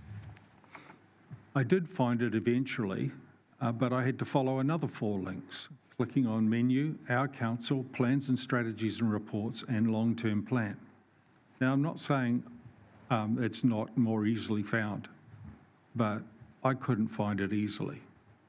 So I'd ask that Council take a good look at how we can actually get access to these resources to better inform ourselves on how decisions are made. Now that 24 through 34 3-year long-term plan, while it was unaudited, it was crucial to understanding the context options for option 1. Other things that are going on, is it affordable? The origin of the original planned spend amount for the asset, i.e. what was the vision of Council prior to option 1 and these scenarios being developed? And in that regard, I also found, as I delved further into and started clicking on individual links, that the information was a little discombobulated. Some were duplicated. As I mentioned, the unaudited LTP was not found under the links provided. Understanding the situation was what I was aiming at. Why is option 1 needed now versus in the past and what was planned before this option? The annual plans show what capital will be spent on an asset over the next 10 years, including the following year. It does not address what was not done in prior years that was planned to be done and the subsequent cost to future years, nor does option 1, which is different to what was in prior year annual plans, at least based on the money amount being spent. The annual report does show what was spent on assets, but does not discuss if the planned work or discuss any variance in planned expenditure and associated impacts on future years. Needless to say, I feel that there is some improvement in being able to understand what has been done to get us to the situation we're in, and that perhaps a new metric needs to be added to our performance metrics along the lines of 80% of the planned capital expenditure in any given year should actually be spent on the designated asset, and if not, a justification in terms of why not. When digging into the 2023-24 annual report, which was published in late 2024, keeping in mind that the 3-year unaudited LTP was adopted in June 2024, I sought enlightenment. However, what you can see on the slide is what I found, that in fact, there was a capital planned expenditure of $523,000, but actually only $274,000 was actually spent, but there wasn't any discussion on what wasn't done, which may have had some bearing and be justified based on the fact that there was a revisit in terms of the strategy on the asset in the first instance. However, that's not communicated to anybody. It also states that no other capital budget has been approved for NANZ in the 3-year plan 2024 to 2027. However, that raised the question in my mind, what does approved mean? Because in that plan, as I've previously mentioned, there's a 10-year forecast on what the planned expenditure in that asset is, and our rates are based on surely providing a sustainable, affordable asset base to deliver services to our citizens. Now, option 1 was out for public consultation 6 months later and states the aquarium will cost the taxpayers $3.6 million in 2026. But the 3-year plan says 2026, you only need $165,000 for. And it also says in the 3-year plan that you're planning to spend $1.35 million in 24-25 alone. So obviously things have moved. But in presenting the option discussion, the consultation documents, none of this has been discussed in terms of why. At least not in a way that is clear to me. The unaudited 3-year LTP capital plan versus consultation document, this slide kind of actually lays the numbers out and kind of points out where, as you can see, the $3.6 million that was claimed was going to cost us in 25-26, and the budget is only $165,000 in the 3-year plan. And the plan says the option presented is $28 million now, but there's 18.7 million, not 10 million, or up to 10 million, as claimed in the consultation documents that was planned to be spent in the 3-year plan. Now, all of this starts to get a bit confusing when you're trying to understand, well, what was planned in the annual plan? What's now planned in the 3-year unaudited plan? What's been incorporated in the solution for option 1? And how does that compare with the different strategies for actually operating the asset that might affect all of those three different number scenarios? So it raised a question in my mind. Okay, so along with the defensibility on this, where's the process management, the process control, the coordination, the communication of changes in direction, in particular from what was planned to be spent, where there was no discussion really of that and what the strategy was going to be for the asset other than status quo. Yet we were spending $18 million on it anyway over the next 5 years. So I'm sorry if I got something wrong or if I missed something, but I did my best to navigate the information that was available to me, and these are the conclusions I've drawn. And I've got 34 years as an engineering consultant and project manager in terms of experience, 10 years in infrastructure asset management alone, 2 years with Napier City Council before I retired, and it took me 4 days digging. This leads me to believe that it's hard to find and understand information available from Napier City Council on the platforms that it has to disseminate information. It appears to be inconsistent between key financial planning documents. Option 1 was not compared correctly to the existing plan as stated in the 3-year plan, or wasn't stated clearly. The scenario used to develop the $28 million wasn't presented in any way, nor was the affordability and likely success of it discussed. Merely the consultation documents referred to further consultation and a business case would be developed. Well, where was the business case for the $28 million? So option 1, in my opinion, has not been shown to be financially achievable and a business case is required to do so. And the process so far feels like it's a bit premature. I conclude that the process is flawed. The communication with the public has been incomplete, and the long-term annual plan and annual reports data is inconsistent. with information provided in the consultation documents, at least on first phase. What I suggest, and this is the meat of the issue really for me, I suggest that option 1 is deferred until the above issues can be resolved or at least clarified in some way, manner or form. And please improve the ability to find related documents and to understand how you got to where you got to in presenting stuff to us. So thank you for your time. Thank you very much, Mark, and thank you for your feedback on trying to navigate through our website. That's very, very useful. I will open up quickly for 1 or 2 questions. Just conscious of time. No. Yeah, appreciate the time that you've taken, and obviously you've taken a lot of time, Mark, so thank you very much. Thank you. Okay, now invite Paul Cornell to present to us, please.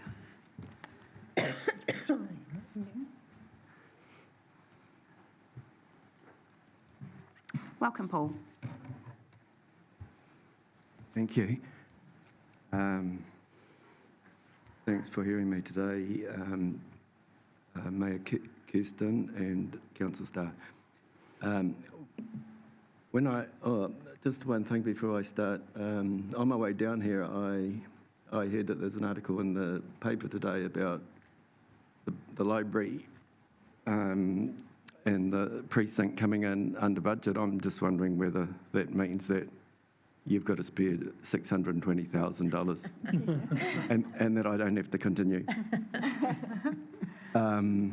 because it's a small amount. When I read about this proposal initially, I was actually shocked, and I still am. I'm going to read a couple bits out of my submission to you. Libraries connect communities. This is the sign writing on the Hastings Council cars. Does Napier not agree with this, or only agree with this when it suits the budget? It's not a good time to muck with this so soon after COVID and Cyclone Gabriel. I would like you to answer that question at the end, please. It is very short-sighted to let good staff go to save a few dollars. These professional existing staff will likely find new jobs and never return when it suits the council. In one breath, this council is saying that it's important to have a library. We're going to spend millions of dollars on a new library. In the next breath, it's saying we don't care about the library for the next 1.5 to 2 years. We're going to close it down. It's not important. That's what I read into that.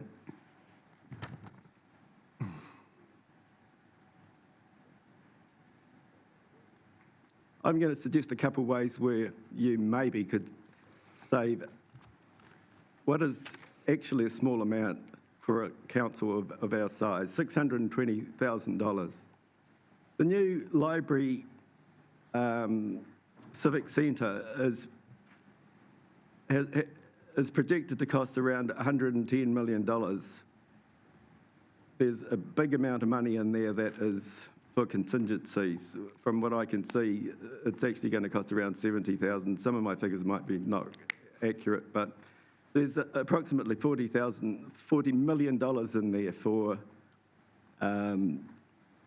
contingencies that might arise. Surely we can find $620,000 out of that. The old libraries in general are part of this whole project. It's ridiculous. I also read that the ratepayers are going to pay for the new complex over a period of 30 to 35 years. Maybe we could just add one more week onto that to pay for the $620,000. And the other thing, maybe we can make some changes and reduce the costs even further. There's 50 new officers not required anymore, apparently, from what I read. I also noted that there's a cafe being included in this new complex.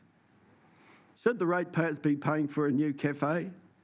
to make a few more cafes go bankrupt? Closing libraries disconnects communities.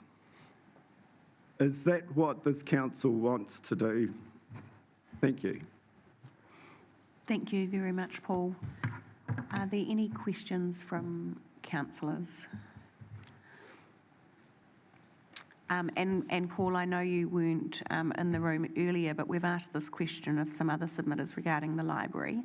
How would you feel if it remained open but on reduced hours of maybe 4 or 5 days a week? I would consider that to be a good option. Thank you. On a different note, I came to the public meeting and I believe that it was recorded, but I don't remember. I may be wrong. I was there for the whole meeting. I don't remember being told that it was recorded. I can't. I don't know that the whole meeting was recorded. Could a staff member confirm that? Julia, was the open house meeting recorded? No.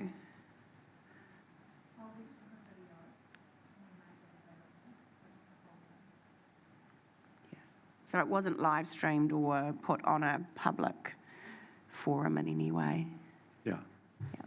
A question. Councillor Bogue. Thank you. If there were a reduced number of days of the week that it were open rather than being closed, how important is it, do you think, that either Saturday or Sunday or both were included in that reduced number of days? To me, it's not important that it's weekend days in this situation. I'd actually sooner see the staff every weekend. Just for people who are working in that. Mm-hmm. Councillor Gregg. Yes, through you, Madam Mayor. If you had a choice between an increased rates of 0.5%, that's $21.60 per year, or reduced hours, what would you prefer? It would depend on what the reduced hours were, but generally I would be happy to pay that extra. Excellent. Thank you, Paul, for taking the time to come and speak to us today. Much appreciated. Thank you very much. Thank you. I'd like to invite Emma Mary forward to speak, please.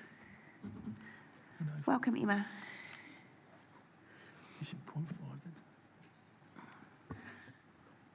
Thank you for the opportunity. It's a bit loud. I'm feeling an amazing case of imposter syndrome right now. Having listened to everyone else's presentations, I don't have any slides.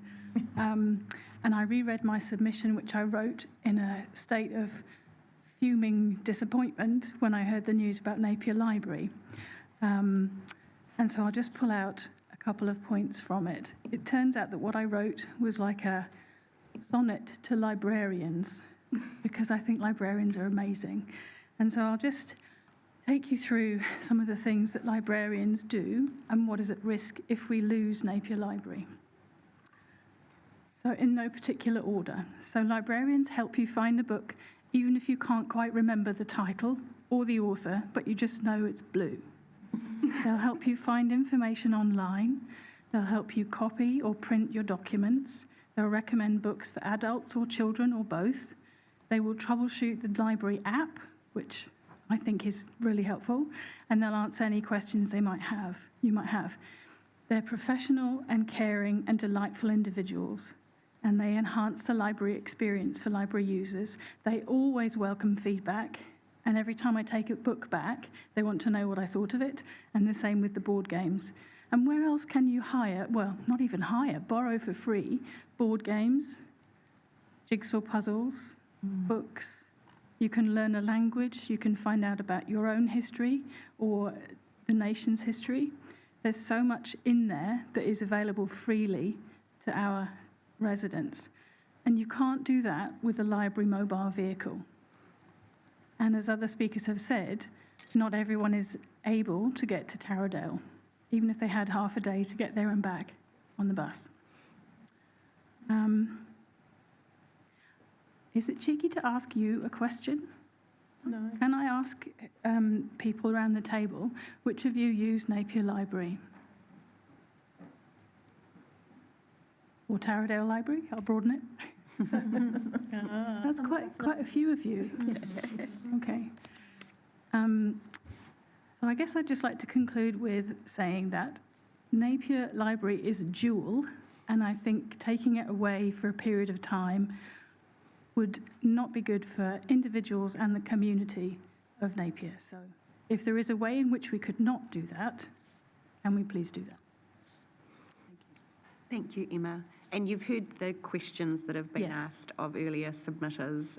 So I guess your views on reduced hours, what would that look like, you think, for you? And Well, I think for me, I'd rather have some library than no library.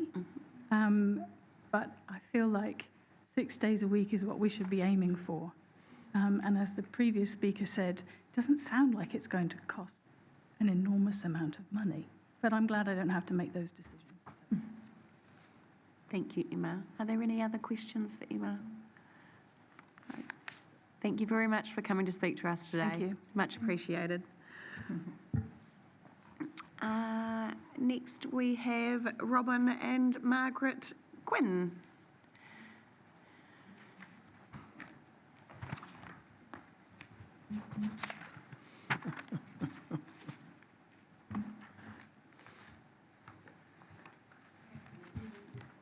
Welcome, Margaret. How are you?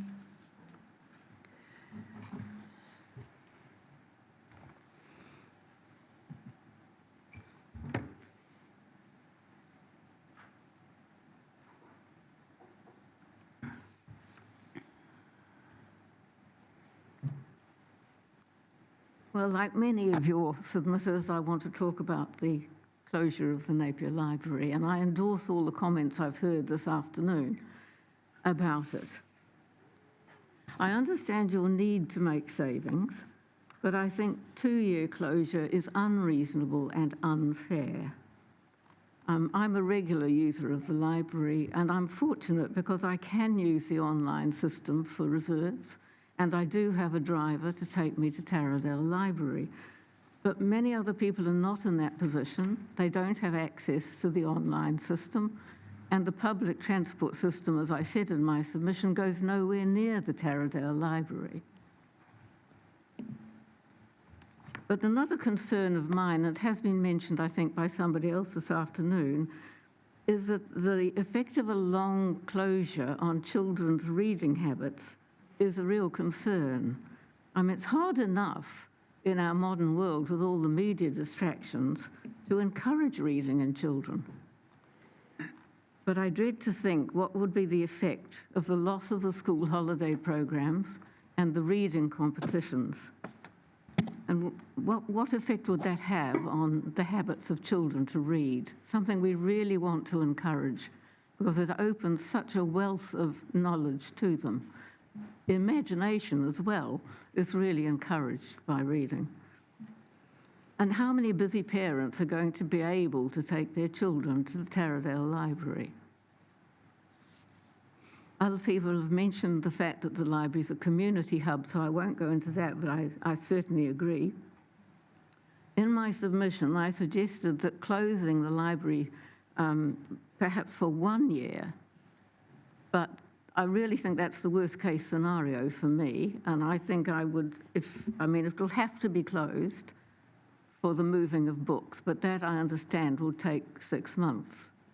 So I would advocate for closing the library in December 2026. We don't know whether the building will overrun its time, so I certainly don't want it closed before that. The other concern I want to raise is a completely different issue, and that's the very poor use of solar power in Napier. Napier is a sunlight city, and solar power can reduce energy costs substantially. Your officers commented on my submission, and they raised questions about roof structure and condition, and they argued for a case-by-case approach. Well, I entirely agree with that. I know that some buildings are not suitable for solar power.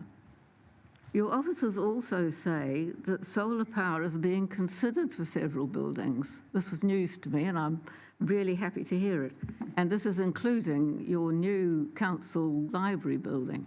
So I shall watch with interest to see if this actually happens. But I would like also to suggest that you could take a more active approach to the builders and developers in the city and actually encourage them to consider using solar power. So that's my submission to you. Thank you very much, Margaret. Are there any questions from councillors? Councillor Crystal. Just a comment. Totally agree with you about everything. And I have seen the plans, and there is solar power on the new library, so... You mean that's definite? Pardon? Is it definite that it's going? Yes. That's great. I'm really glad to hear it. That's part of the plan. It's also been designed to be a lot of light coming in, so self kind of heating as well, but yeah, Right. it's definitely solar on there, so... Well, that will be a first for Napier, I think. I'm not aware of any commercial building at the moment that's got solar panels on it. So congratulations. Thank you. If there's no further questions, thank you very much, Margaret, for taking the time to come and speak to us. Appreciate it.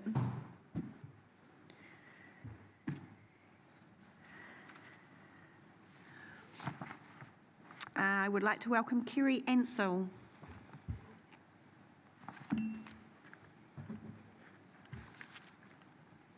Welcome, Kerry. Thank you. Unlike other people, I haven't come here to specifically talk about one particular submission. The reason I even put any submissions in is I saw this document turn up in the library, I believe it was, and it asks people to comment about various plans that the council have got. And it struck me at the time that there's a distinct lack of information that comes out with this. And I've heard one of the previous speakers go into some detail about spending 4 days trying to understand what it is in your plans. Well, with all due respect, he may have 4 days to go hunting around. Most of us don't. And I certainly didn't have the time. But I did want to comment on some of the things that were here that just struck me as being, I don't know, odd.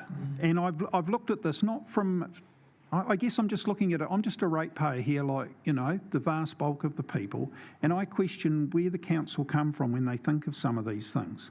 So if we can go to the Faraday Centre as the one that really struck me. You put up 3 options here.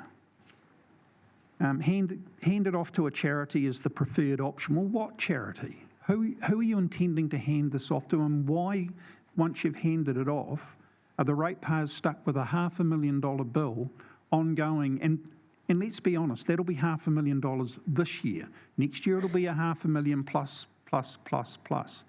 If this particular entity, the Faraday Museum, is not financially viable, why on earth do you want the ratepayers to keep funding it? So that was my first sort of rant, I guess, when I saw this. I looked at something like the future of Par2 mini golf. You know, I've pretty much grown up in this city and I've played mini golf there for many years. That seems to be commercially viable and it stands in its own right. Leave it as a council-run facility. But what I would encourage you to do is look at the eyesight, which is right next door to it, and you want to move that somewhere else. Why don't you open those 2 facilities up as a joint facility?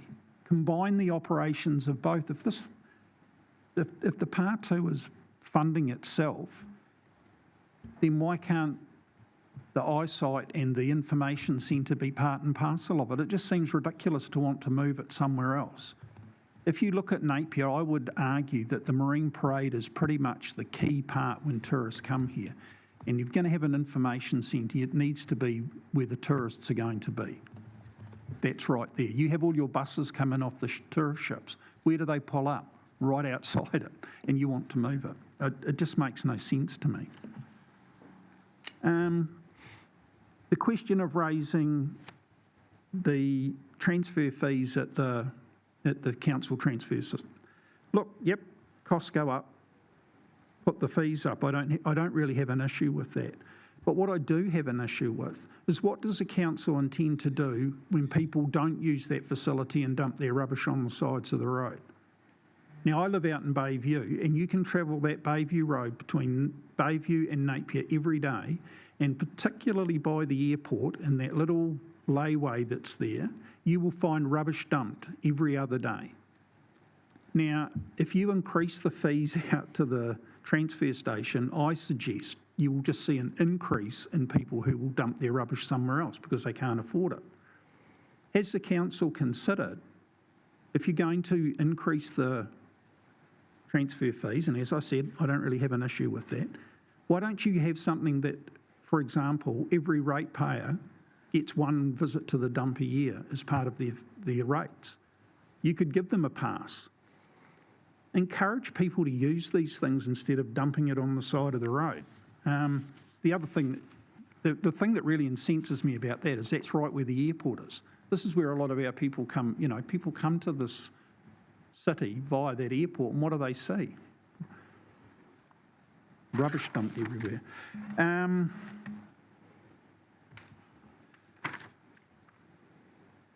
The National Aquarium. Today, because I couldn't find much information on it, was the first time I'd heard the figure of, is it 28 million planned to refurbish or rebuild or do something with that. Why are we even looking at aquariums?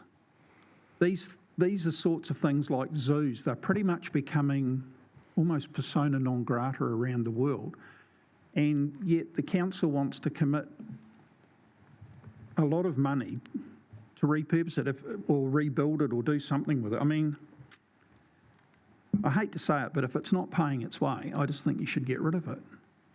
I recently was privileged enough to visit a very good aquarium in Singapore. You're not going to be able to build something like the Singapore aquarium for $28 million.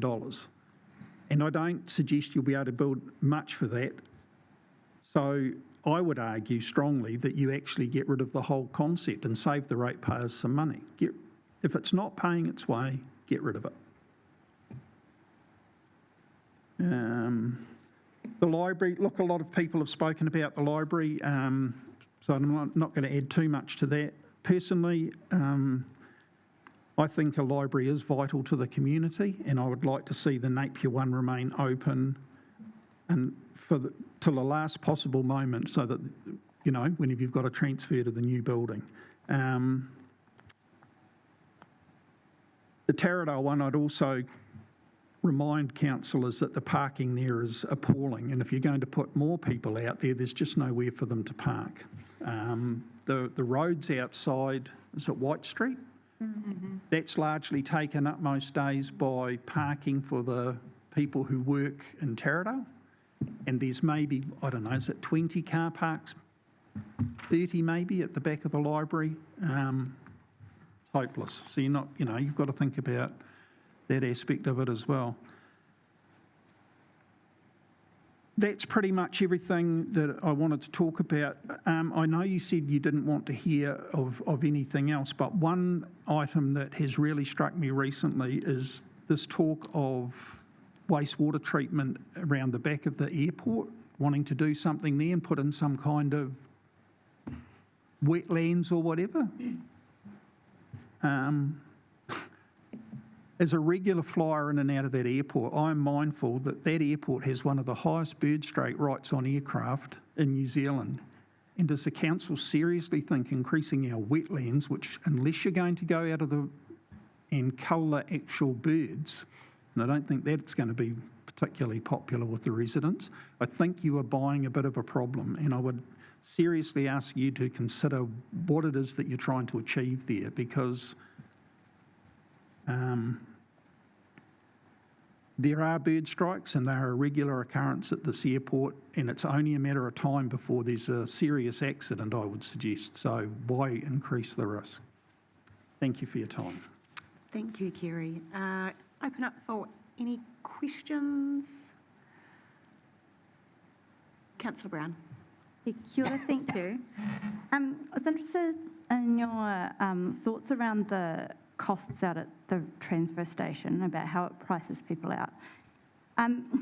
Just wondering, do you think it's, because people are talking about it like it's an essential service, and I get that taking waste from your house is an essential service, but putting it in a big hole in the ground probably isn't the best use of the resource that's underneath it. So just wondering whether what your thoughts are around, is it the dumping that's the essential part, or the removing and maybe repurposing or recycling, or having access to other ways to, divert waste from landfill and having accessibility to that that's important? I think it's idealistic to think that we can get away without having landfills. We live in a throwaway society, and unless that changes, and it's not going to change in my lifetime, because, for goodness sake, it hasn't changed for the last 60 years. We're consumer-driven people, and we have a whole lot of stuff that eventually wears out, breaks down, and needs to be got rid of. Now, people do make quite an effort when it comes to plastics and glass and paper, and those things obviously have a value that somebody can see so that they can actually, repurpose it. But when it comes to, the thing that really irritated me out by the airport is mattresses. The number of mattresses that I have seen thrown on the side of the road out by that airport. Now, I don't know how you repurpose a mattress. I don't think you can. But they've got to go somewhere. And at the moment, the only option we seem to have is a landfill. And I agree, landfills are short-sighted in a lot of ways, but unless you've got a better idea, and I haven't heard of one, but I do think that as you increase the cost of going to somewhere like a landfill, you increase the number of people who will just not do that and who will choose to go and dump their rubbish somewhere else. And perhaps you need to have a better enforcement regime. I'd look at that place by the airport and think, for goodness sake, stick a bloody camera there, put a camera out there and catch the people who are doing it and take some action. Because I see lots of our citizens out every day picking up rubbish.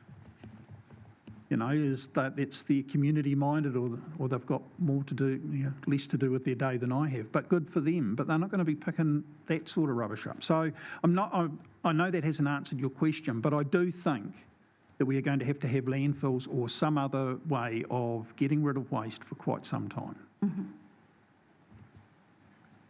Any further questions for Kerry? No? Thank you very much for your time today. Much appreciated. That was the scheduled submitters for this time block. We are ahead of schedule, so I'm just going to check if there's anyone here that was scheduled for after the next break from 5:15 that would like to submit earlier. Craig's hiding.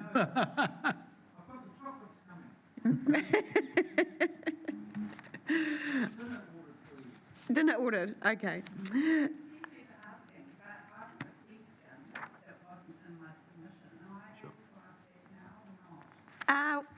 Technically by the rules, no, but I'm happy to allow it.